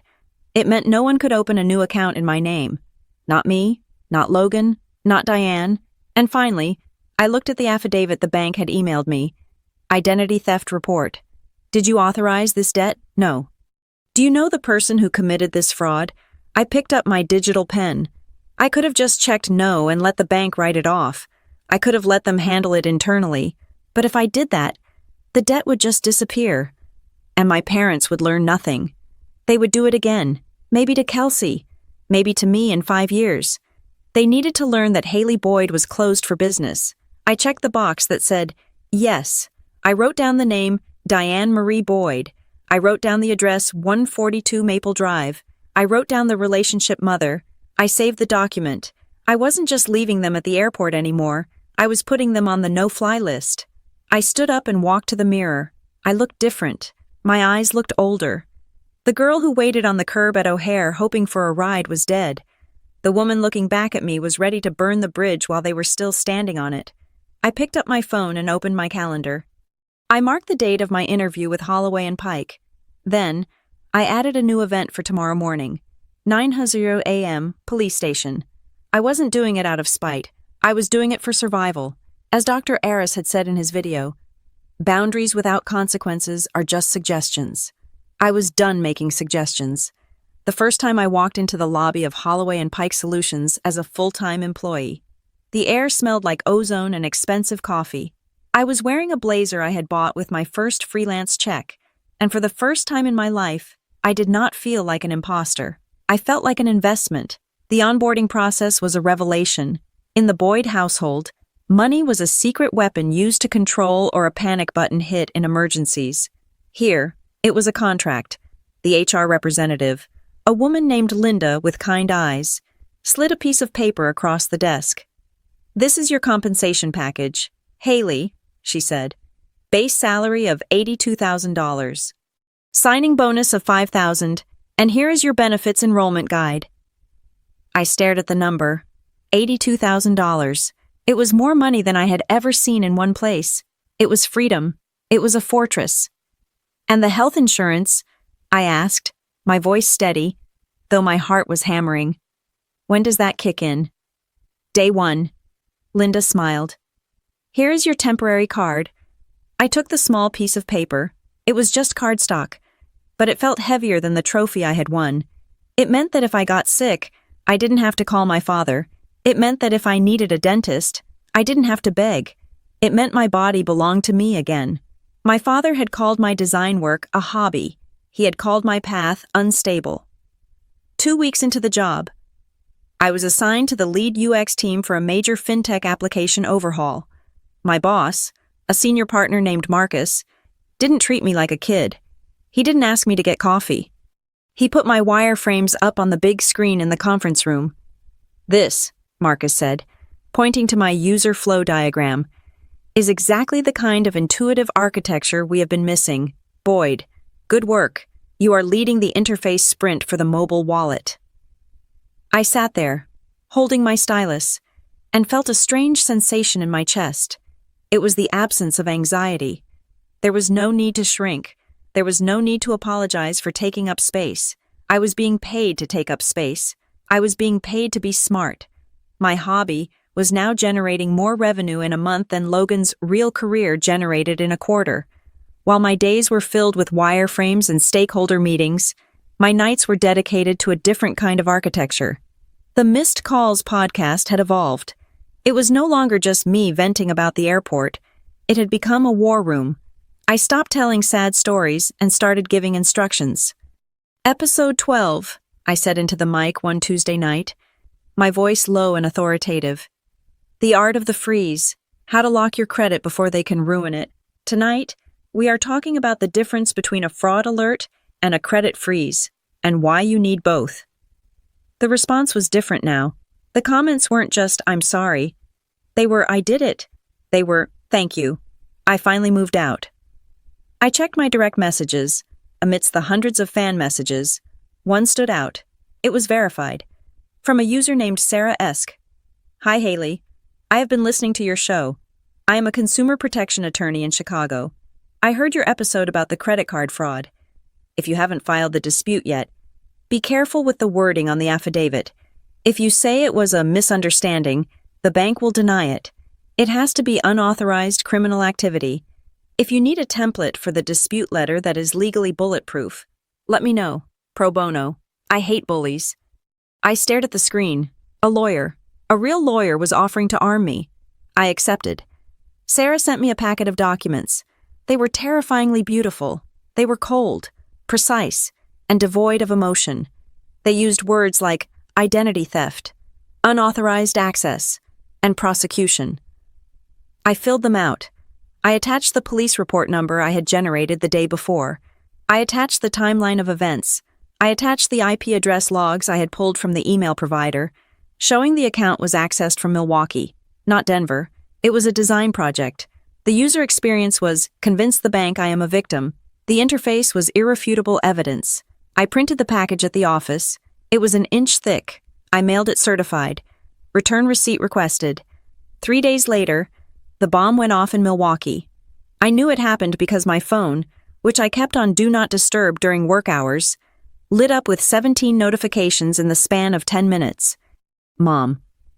Voicemail, Haley, what did you do? The bank called. They are talking about an investigation. Call me back right now.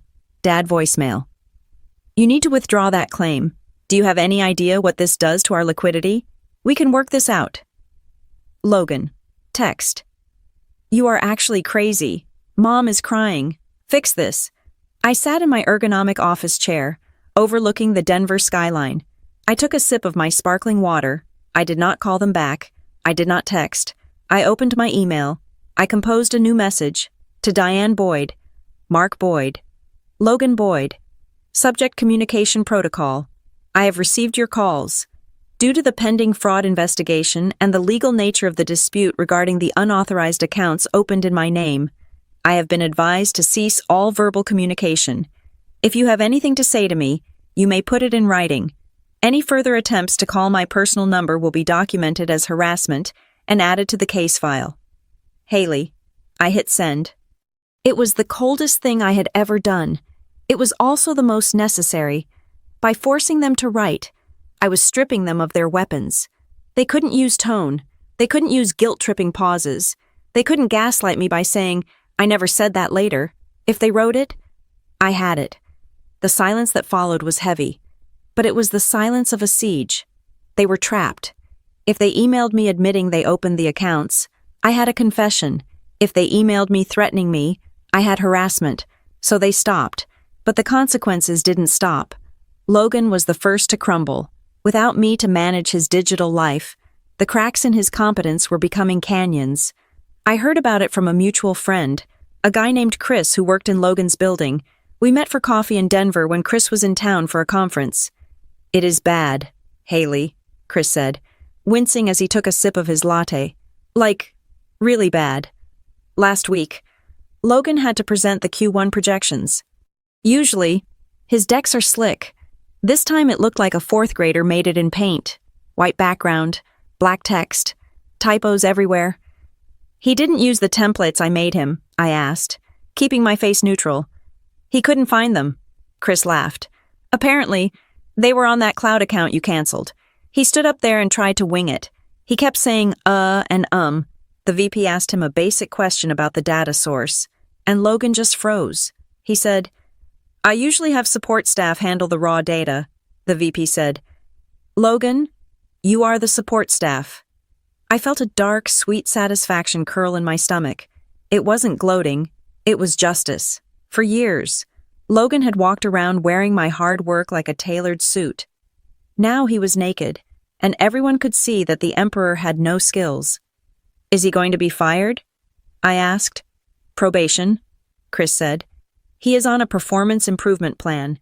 He has 30 days to prove he can actually do the job." He wouldn't make it. I knew he wouldn't. Logan had never learned to swim because he had spent his whole life standing on my shoulders. Then there was Kelsey. My sister emailed me a week after the written-only rule went into effect. She didn't use the group thread. She emailed me privately. Subject FAFSA. "Haley, I know you said to write, I am not asking for money, but the school counselor said I need to fill out the FAFSA for financial aid if I want to go to community college since I missed the art school deadline. Mom and Dad won't give me their tax info. They are screaming about audits. I don't know what to do. I don't know how to fill this out. Can you just tell me what line 4B means?" I looked at the email. It was the first time Kelsey had ever asked how to do something, rather than asking me to do it for her. I could have ignored it.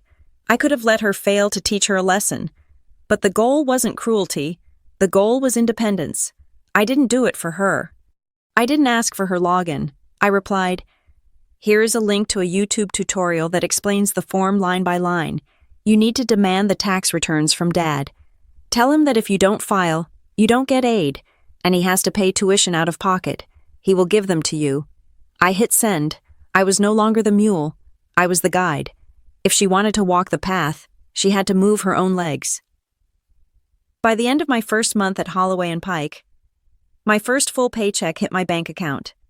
I looked at the number on the screen. It was beautiful. After taxes, after the 401k contribution, after the insurance premium, it was still more money than I had ever possessed. I paid my rent. I paid my phone bill. I paid for my groceries.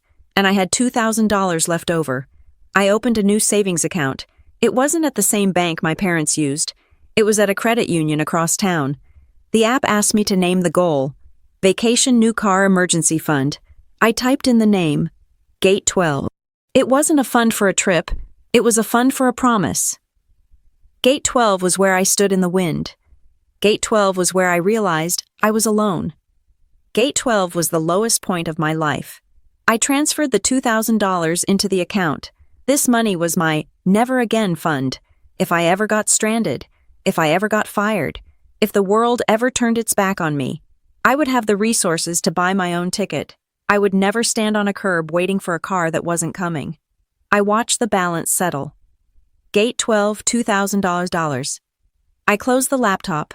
I walked to the mirror in my new apartment, the one I had secured with an extra-large security deposit and a letter of employment from my new firm, bypassing the credit check hurdle.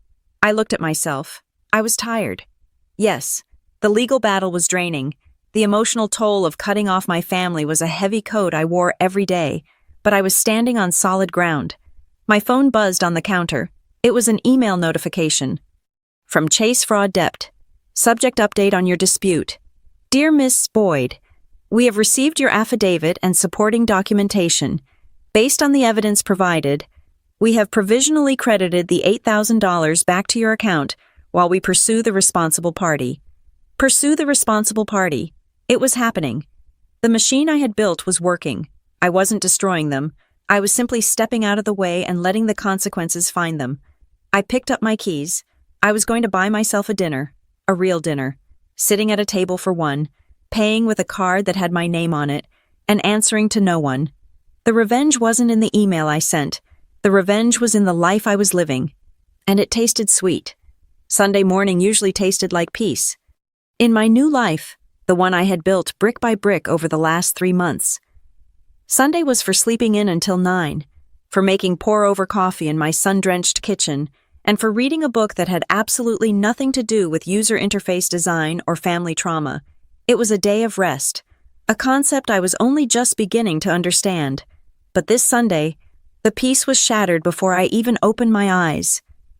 It was not a sound that woke me. It was a vibration. My phone, which I had left on the nightstand, was buzzing. It wasn't the rhythmic pulse of a phone call. It was a spasm. One buzz, then another, then 3 in rapid succession, then a continuous, angry hum that rattled the glass of water next to it.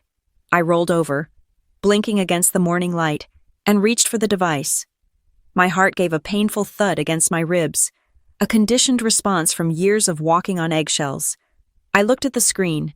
37 notifications. They were all from one contact. Mom. I sat up, the sheets pooling around my waist. The last time I had seen this many notifications was at O'Hare, standing in the freezing wind, desperate for someone to remember I existed. Back then, the screen had been a list of my outgoing desperation. Today, it was a list of their incoming panic. I unlocked the phone. The messages scrolled past my eyes. A chaotic timeline of a family system in total collapse. 7:30 a.m. Haley, pick up. It is an emergency. 7:32 a.m. We need to talk. Right now. 7:35 a.m.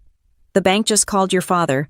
Why is there a hold on the Sapphire card? 7:40 a.m. Haley, please, we are family. You can't just ignore this. 7:50 a.m. Pick up the phone. You are scaring me. 8:10 a.m. You are ungrateful. After everything we did for you, 8:15 a.m. You are ruining us. Do you hear me? You are destroying this family over a misunderstanding. I read them twice. The progression was textbook. It started with alarm, pivoted to manipulation, shifted to guilt, and finally settled on rage. It was the entire cycle of abuse condensed into 45 minutes of blue text bubbles. My thumb hovered over the screen. I didn't feel the urge to cry. I felt a cold, clinical curiosity. What had happened? The bank doesn't usually call on Sunday mornings unless the situation is catastrophic. Then I saw the voicemail icon. I pressed play and held the phone to my ear. Haley, my mother's voice cracked through the speaker. She sounded wrecked. She was sobbing, those deep, gasping breaths that used to make me run to get her a glass of water when I was a child. Haley, please call me back.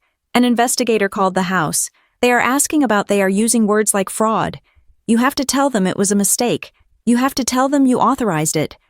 She broke down into tears. But then, I heard it. It was faint, buried under the sound of her weeping. But I had spent the last few months editing audio for my podcast. My ears were tuned to background noise. I heard a whisper. It was sharp and hissed, coming from somewhere in the room with her. Tell her we will pay it back. Ask her what we are going to say to the police. It was my father. Or maybe Logan. It didn't matter. The sobbing wasn't fake. My mother was genuinely terrified. But the performance was directed. She was being coached. They were standing in their kitchen, probably surrounded by granite countertops and stainless steel appliances, workshopping the script that would manipulate me into taking the fall for their felony. I lowered the phone. A shiver went down my spine. But it wasn't fear. It was disgust. It was the final, absolute realization that there was no love in that house, only self-preservation. The dispute I had filed with the help of Sarah, the lawyer, had landed. The bank had looked at the IP logs, looked at the timeline, and realized this wasn't just a billing error. They had escalated it to their fraud division. And because the amount was over $5,000, and because it crossed state lines, my credit was in Denver. The theft was in Milwaukee. It was potentially a federal issue. The perfect name of the Boyd family was not just tarnished, it was on fire. My phone rang in my hand, startling me. The screen flashed Logan. He hadn't called me in 4 months, not since he asked for the password to his cloud storage. I stared at the name. I knew I shouldn't answer. Sarah had told me, written communication only, but I needed to hear it. I needed to hear the tone of his voice to confirm what I suspected. I swiped green. I didn't say hello. I just held the phone to my ear and breathed. Haley. Logan's voice was jagged. He didn't sound like the golden boy anymore. He sounded like a cornered animal. Jesus. Finally. Do you have any idea what you have done? I am recording this call, I said calmly. I wasn't. But in a one-party consent state, the threat was usually enough to strip away the bravado. Stop with the legal crap, he shouted. This isn't a game. Haley, Mom is hyperventilating. Dad is on the phone with his lawyer, but the guy is saying he can't stop a bank investigation once it is flagged as identity theft. You have to call them. I have to call them, I repeated. Yes, call the bank. Tell them you forgot you gave Mom permission. Tell them it was a miscommunication. We will pay the $8,000. I will transfer it today. Just make it go away. You want me to lie to a federal investigator, I said. You want me to commit perjury to cover up your theft. It wasn't theft, Logan screamed. It was a bridge loan. We were going to pay it back. Why do you have to be so vicious? You are treating us like criminals. If the shoe fits, Logan. You are such a bitch, he spat out. You think you are so high and mighty with your little podcast and your new job? You are nothing without this family. You are going to send Mom to jail. Is that what you want? You want to see Mom in handcuffs because you are petty about a few $1,000s. There it was, the entitlement, the utter lack of accountability. He truly believed that my role in the universe was to absorb the impact of their mistakes. He believed I was the designated airbag for the Boyd family crash. I don't want Mom in jail, I said, my voice surprisingly steady. I just don't want her in my wallet. There is a difference. Fix this. Haley, he demanded, his voice dropping to a growl. Fix it now. I closed my eyes. For 19 years. Fix this, Haley, had been the soundtrack of my life. Fix the internet. Fix the printer. Fix the dinner. Fix the mood. I opened my eyes. The sun was fully up now, illuminating the dust motes dancing in the air of my apartment. No, I said. What? I said no. I am not fixing it. You have to. But, I interrupted, I will talk to you, not on the phone, not via text, face to face. We are in Milwaukee, he said. I know where you are, but if you want to save yourself, you will come to me, or at least meet me halfway. I checked the time. It was 9 a.m. Meet me in Chicago, I said. 1 hour and 30 minutes. If you leave now, you can make it. Chicago, he stammered. Why Chicago? Because that is where you left me, I said. I hung up before he could argue. I didn't wait for a confirmation. I knew they would come. Desperation is a powerful fuel, much stronger than love. They were terrified of the consequences, and they believed, arrogantly and foolishly, that if they could just get me in a room, they could bully me back into submission. They thought they could use the old triggers, the tears, the shouting, the family-first rhetoric to force me to recant the affidavit. I got out of bed. I showered. I didn't dress for comfort. I dressed for war. I put on my best dark jeans, boots, and the leather jacket I had bought to celebrate my promotion. I pulled my hair back tight. I walked to the kitchen and drank a glass of water. My hands were shaking slightly, but not from fear. It was adrenaline. It was the feeling of a soldier walking toward the front line knowing the enemy is out of ammunition. My phone buzzed again. It was a picture message from Mom. It was a blurry photo taken from the passenger seat of a moving car. It showed the green highway sign on Interstate 94. Chicago, 65 miles. Underneath. She had typed, "We are coming. Please don't leave." I stared at the photo. Please don't leave. The irony was so sharp it almost drew blood. 4 months ago, I had stood on a curb praying for them to come. I had watched taillights fade into the distance. I had begged the universe for them not to leave me. Now they were breaking speed limits to get to me, but they weren't coming for Haley. They were coming for the plaintiff. I grabbed my keys and headed out the door. The drive to the meeting point was a blur. I didn't listen to music. I drove in silence, rehearsing what I needed to say. I wasn't going there to accept an apology, because I knew one wasn't coming. An apology requires remorse, and they only had regret. I pulled into the parking lot of the coffee shop I had chosen. It wasn't inside the airport. I couldn't get past security without a ticket, but it was just off the access road to O'Hare. It was a place filled with travelers, people with suitcases, people checking flight boards, people saying hello and goodbye. The sound of jet engines roared overhead, a constant, thundering reminder of where this had all begun. I walked inside. The smell of roasted coffee and sanitizer hit me. I ordered a black coffee. I found a table in the back, far enough from the door to see who was coming, but close enough to the exit that I could leave if I needed to. I sat down. I placed my phone on the table. Face up, I opened the folder I had brought with me. Inside were copies of the credit report, the affidavit, and the timeline I had sent to the bank. I wasn't hiding anything. Transparency was my weapon. I watched the door. 10 minutes passed, then 15. Then, I saw them. The automatic doors slid open. My mother walked in first. She looked smaller than I remembered. She was wearing sunglasses, even though it was overcast outside, likely to hide swollen eyes. Her hair, usually perfectly coiffed, was pulled back in a messy clip. She was clutching her purse to her chest like a shield. My father followed her. He looked aged. His shoulders were slumped, and his face was red, a map of high blood pressure and suppressed rage. He was scanning the room frantically. Logan came last. He wasn't wearing a suit. He was wearing a hoodie and jeans, looking like the college student he still mentally was. He looked exhausted, his eyes dark and restless. They looked like refugees from a disaster of their own making. My mother saw me. She stopped. She took off her sunglasses. Her eyes locked onto mine. For a second, I saw the flash of the mother I used to want, the one who would run over and hug me, the one who would say, "I missed you." But she didn't run. She hesitated. She looked at Dad. He gave a sharp nod. They walked toward my table. I didn't stand up. I didn't smile. I sat with my hands folded on top of the file folder, my back straight, my feet planted firmly on the floor. I was 19 years old, but in that moment, I was the oldest person in the room. They reached the table. The air around them crackled with tension. "Haley," Mom breathed, her voice trembling. She reached out a hand as if to touch my shoulder. I leaned back slightly, just out of reach. "Sit down," I said. It wasn't a request. It was a directive. They looked at each other, confused by the shift in gravity. Usually, I was the one standing while they sat. Usually, I was the one serving. Slowly, awkwardly. They pulled out the chairs and sat down.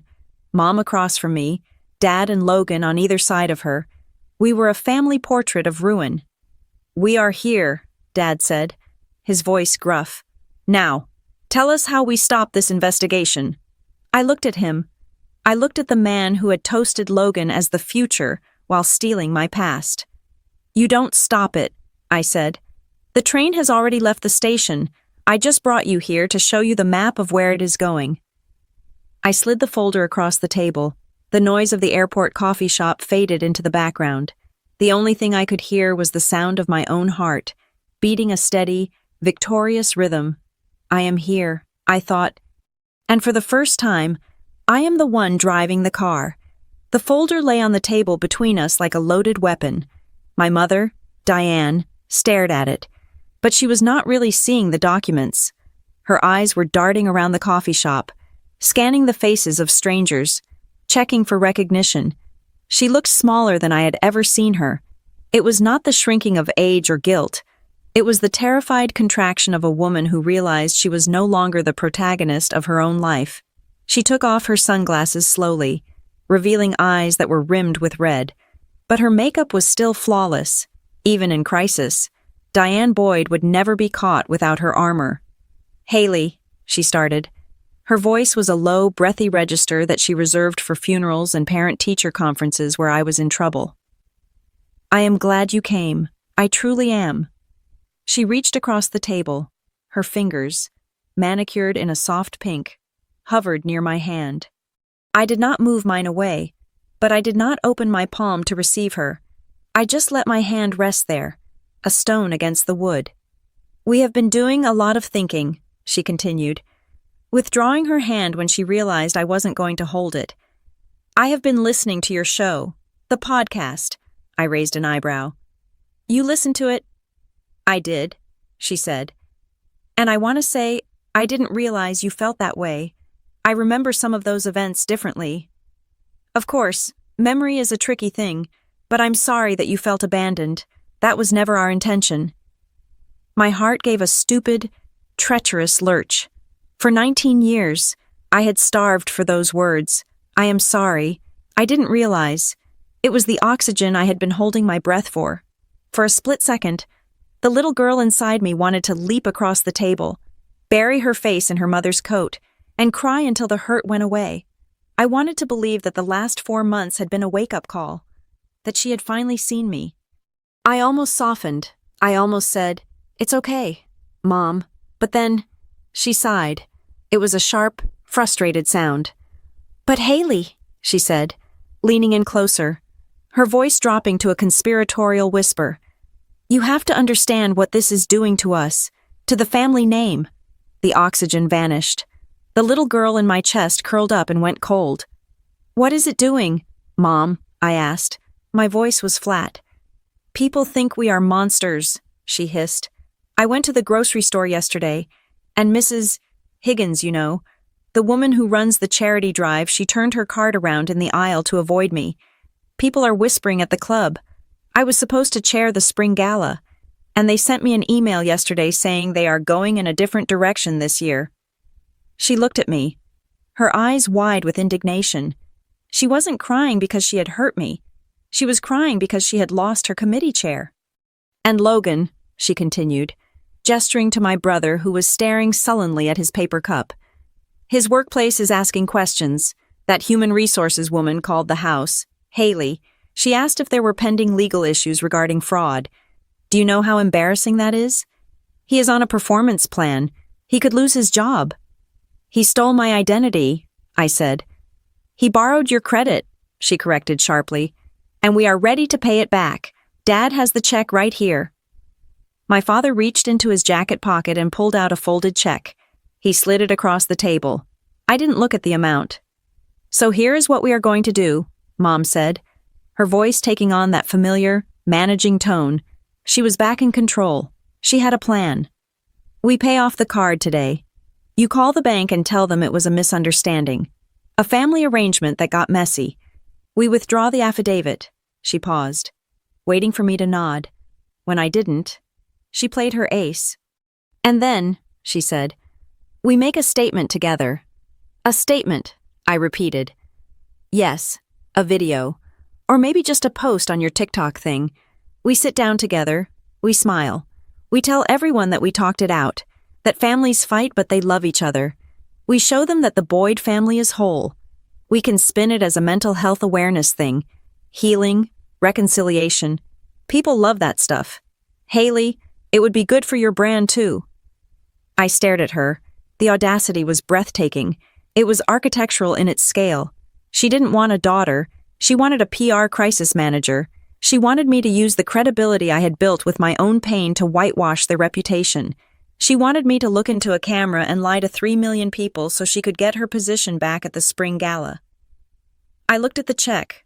I looked at Logan, who was watching me with a mixture of hope and resentment.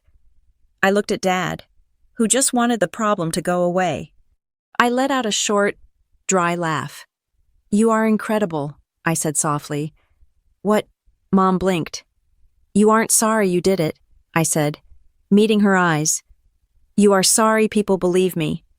"That is not true," she protested. "We love you." "Do you?" I asked. The noise of the coffee shop seemed to drop away. I felt a strange sense of focus. I needed to know one thing. I needed to close the loop on the night that started it all. "Mom," I said. "December 19th, O'Hare Airport." She flinched at the date. "Haley, don't start with that again." "I called you 12 times," I said. "I stood on the curb for 3 hours. I called Dad. I called Logan. I called you 12 times." "We were busy," Logan snapped. The music was loud. "Quiet, Logan," I said. Not looking at him, I kept my eyes on my mother. "I want to know the truth. Not the version you tell the neighbors. Not the version you tell yourself. The truth." I leaned forward. "Did you not hear the phone? Or did you see it ringing and choose not to answer?" She looked away. She looked at her purse. She looked at the exit sign. "It doesn't matter now," she muttered. "It matters to me," I said. "It is the only thing that matters. Did you see the calls?" She was silent for a long time. Her fingers picked at the leather strap of her handbag. Finally, she looked up. Her face was stripped of the pretense. For the first time, she looked ugly in her selfishness. "Yes," she whispered. I felt the air leave my lungs. "You saw them." "I saw the name on the screen," she said, her voice defensive now, rising in pitch. "I saw Haley pop up, but Logan was giving his speech. Everyone was clapping. I was holding a glass of wine. I thought if I answered, I would have to leave. I would have to get in the car. I would miss the toast. I would miss the moment." She shrugged, a small, helpless gesture. "I just didn't want to leave the celebration. Haley, I thought you could wait. You're always so capable. I thought you would just figure it out." I thought you could wait. There it was. The foundational truth of my existence in their eyes. I was the one who waited. I was the one who could handle the cold while they basked in the warmth. I was the subplot that could be paused so the main character could have his moment. It should have devastated me. It should have broken me right there in the coffee shop. But instead, I felt lighter. The weight of the what if was gone. I wasn't crazy. I wasn't dramatic. I was right. They had seen me drowning and decided that saving me would ruin the vibe of the party. I looked at the curb outside the window. I saw a girl standing there with a suitcase, waiting for a ride. I looked back at the woman across the table. I didn't need her to pick me up anymore. I had already walked home. I sat back in my chair. I pushed the check back across the table toward my father. "Keep your money," I said. "What?" Dad looked panicked. "Haley, take it. Pay the card." "I don't want your money," I said. "And I am not making a video." "You have to," Mom cried, forgetting to whisper. People at the next table turned to look. "If you don't, we are ruined. Logan will lose his job. The bank will prosecute." "That is not my problem," I said. "We are your family." "Then act like it," I said. My voice was steel. "You want a relationship. You want reconciliation, fine. Here are the terms." I held up one finger. 1, no public statements. I will not post about you, and you will not post about me. I will not help you clean up your image. You broke it. You fix it. I held up a second finger. 2, you pay the credit card debt directly to the bank. I am not touching that money. You deal with the fraud department. If they decide to press charges because you admitted to a felony, that is between you and the federal government. I will not lie to an investigator to save you. I held up a third finger. 3, if you want to speak to me, you go to therapy, real therapy, not a life coach, not a spa weekend. I want to see a receipt from a licensed psychologist. Until then, you do not call me. You do not text me. You do not come to Denver. I stood up. My mother looked up at me, her mouth open in shock. She looked like a queen who had just been told her crown was made of tin. "You can't do this," she whispered. "I am your mother." "I know," I said. "And for 19 years, that was enough to make me stay. But it is not enough anymore." Logan stood up, his face red. "You are such a—" "Careful, Logan," I cut him off. "I am the only reason you aren't currently explaining to the police why you furnished your apartment with stolen funds. Sit down." He sat. The power dynamic had shifted permanently. The golden boy was tarnished, and the glass child was bulletproof. I picked up my folder. I looked at them one last time. They looked like a tableau of misery. They were trapped in the consequences of their own choices, and for the first time, I wasn't offering to carry the burden for them. "Goodbye, Mom," I said. I turned around and walked toward the door. "Haley," she called after me. "Haley, wait. What are we supposed to tell people?" I didn't turn back. I pushed open the glass door and stepped out into the cool Chicago air. "Tell them the truth," I said to the wind. "Or don't. I don't care." I walked to my car. My phone buzzed in my pocket. I ignored it. I got into the driver's seat and locked the doors. I took a deep breath. The air smelled of jet fuel and freedom. I checked my email. A notification from the leasing office in Denver popped up. Subject application update. Dear Ms. Boyd, following the resolution of the dispute on your credit report and the letter of employment from Holloway and Pike, we are pleased to inform you that your application for Unit 4B has been reconsidered and approved. Welcome home. I smiled. I started the engine. I didn't look back at the coffee shop. I merged onto the highway, heading north, not toward Milwaukee, but toward the on-ramp that would take me back to my life. I had left them at the airport, and this time, I wasn't coming back to pick them up. Before I turned my back on the table in that coffee shop, before I walked out into the Chicago wind, there was one final, desperate exchange that seared itself into my memory. It was the moment the last illusion crumbled. My mother, Diane, had stopped crying. The realization that her tears were not working had dried them up instantly, replaced by a cold, sharp panic. She looked at the folder of evidence I had placed between us, the timeline, the IP logs, the affidavit, and she finally understood that this was not a tantrum. It was a legal strategy. "If you file anything," she hissed, her voice low and trembling with a mix of fear and fury, "you will destroy us. Do you understand that you will destroy your brother's career? You will destroy our standing in the community. You are holding a grenade. Haley." I looked her dead in the eye. My pulse was steady. "I am not destroying you. Mom," I said, my voice calm enough to cut glass. "I am stopping you." I reached into my bag and pulled out one last envelope. I slid it across the table.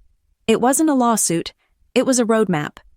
Inside was a copy of the credit repair timeline, a list of the specific forms they needed to sign to accept liability without facing jail time if the bank was feeling merciful, and a guide on how to lock their own credit, so they would never be tempted to use each other's names again.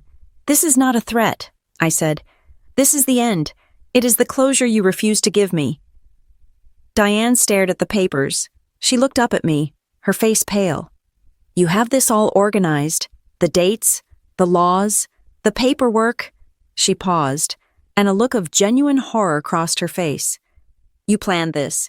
You have been planning this whole thing while pretending to be busy with school." "I didn't plan it at school," I corrected her. "I wrote the first note in a folder called Receipts on the night of December 19th. I wrote it while I was standing on the curb at O'Hare, freezing, watching other fathers pick up their daughters.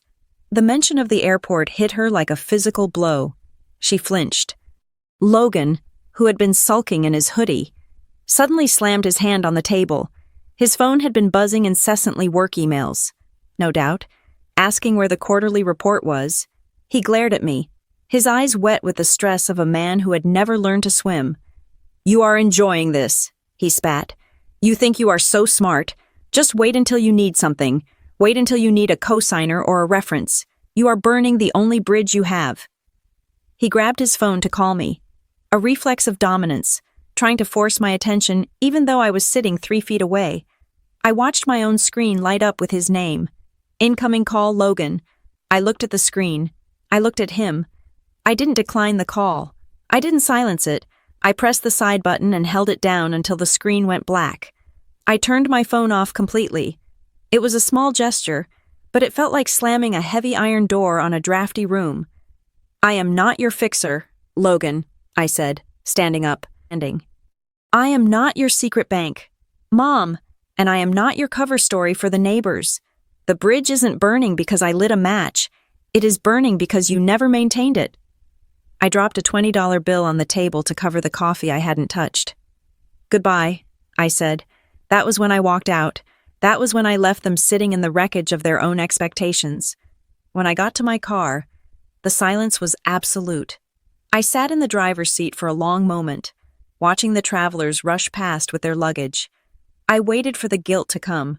I waited for that familiar, crushing sense of obligation to wash over me, telling me to go back inside and fix it. But it didn't come. Instead, my phone, which I had powered back on, chimed with a single email notification. I opened it. It was from the property management company in Denver. Dear Ms. Boyd, we are pleased to inform you that, following the resolution of the dispute on your credit report and the verification of your employment, your application for the studio apartment has been approved. The lease is attached. Welcome home. I let out a breath. I felt like I had been holding since December. Welcome home. Not a house where I was a guest, not a basement where I was hiding, a home. I drove back to Denver that day, and the miles felt like a victory lap. I signed the lease digitally at a rest stop in Nebraska. By the time I crossed the Colorado state line, I had mentally arranged the furniture. 2 nights later, I sat in the closet of my new studio apartment. It was empty, save for a mattress on the floor and my desk, but the exposed brick was beautiful, and the air smelled like lavender and autonomy. I set up my microphone, I put on my headphones, I opened the recording software. Welcome to Missed Calls, I said. My voice was different now. It wasn't the shaky voice of a victim, it was the grounded voice of a survivor. This is the final episode of the airport saga. I didn't name them. I didn't tell the audience about the meeting in the coffee shop or the pathetic way Logan had tried to bully me. I didn't want to humiliate them. That would have been revenge. And revenge is messy. I wanted justice. And justice is clean. I learned something this week. I told the microphone. I learned that you can't save people who are addicted to your help. I learned that saying no is a complete sentence. And most importantly, I learned that the family you are born into is a starting point, not a life sentence. If the foundation is rotten, you don't keep patching the cracks. You build a new house. I uploaded the episode. The reaction was quiet at first, then overwhelming. Thousands of comments poured in, not just cheering for the drama, but thanking me for the permission to let go. I was sitting on my floor, reading a comment from a girl in Ohio who had just opened her own bank account, when a text message came through. It wasn't a demand. It wasn't a threat. It was from a number I had unblocked only for emergencies. Mom. I listened to the episode. I understand. I am trying. I stared at the words. I understand. I am trying. 6 months ago, I would have replied instantly. I would have said, "Thank you, Mom. That is all I wanted." I would have rushed to validate her effort. I would have rewarded the crumbs she threw me. But I looked at the time. It was 9 in the evening. I had work in the morning. I had a yoga class scheduled. I had a life. I didn't type a reply. I didn't leave her on read to be mean. I just put the phone down. I realized that her trying was her journey, not mine. I didn't have to spectate it. I didn't have to cheer for it. I was free to simply exist. The credits of the Boyd family drama had rolled, and I had walked out of the theater. 3 months later, the winter snow had melted, and the spring air in Chicago was crisp and clean. I was back at O'Hare. I pulled my car up to the curb at Terminal 3, the exact same spot where I had stood with 6% battery. The concrete looked the same. The sliding doors hissed with the same rhythm. The wind still cut through the air, sharp and biting, but everything else was different. I checked my dashboard. My gas tank was full. My phone was charged to 100%. My bank account had a balance that made me feel safe, a number growing steadily in the account named Gate 12. I wasn't here to be picked up. I was here to pick someone up. My best friend from college, a girl named Sarah, who had let me sleep on her couch when I couldn't pay rent, who had brought me soup when I was sick, who had cheered louder than anyone when I got the job, was flying in for the weekend. I watched the doors. A text popped up on my screen. "Sarah, I landed, walking out now." I typed back, "I am here. Hazard lights are on. Look for the smile." And then I saw her. She came through the doors, wrestling with a duffel bag. Looking around frantically, she saw my car.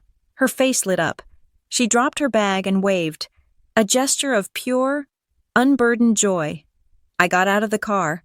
I didn't wait for her to come to me. I walked around the hood and opened the trunk.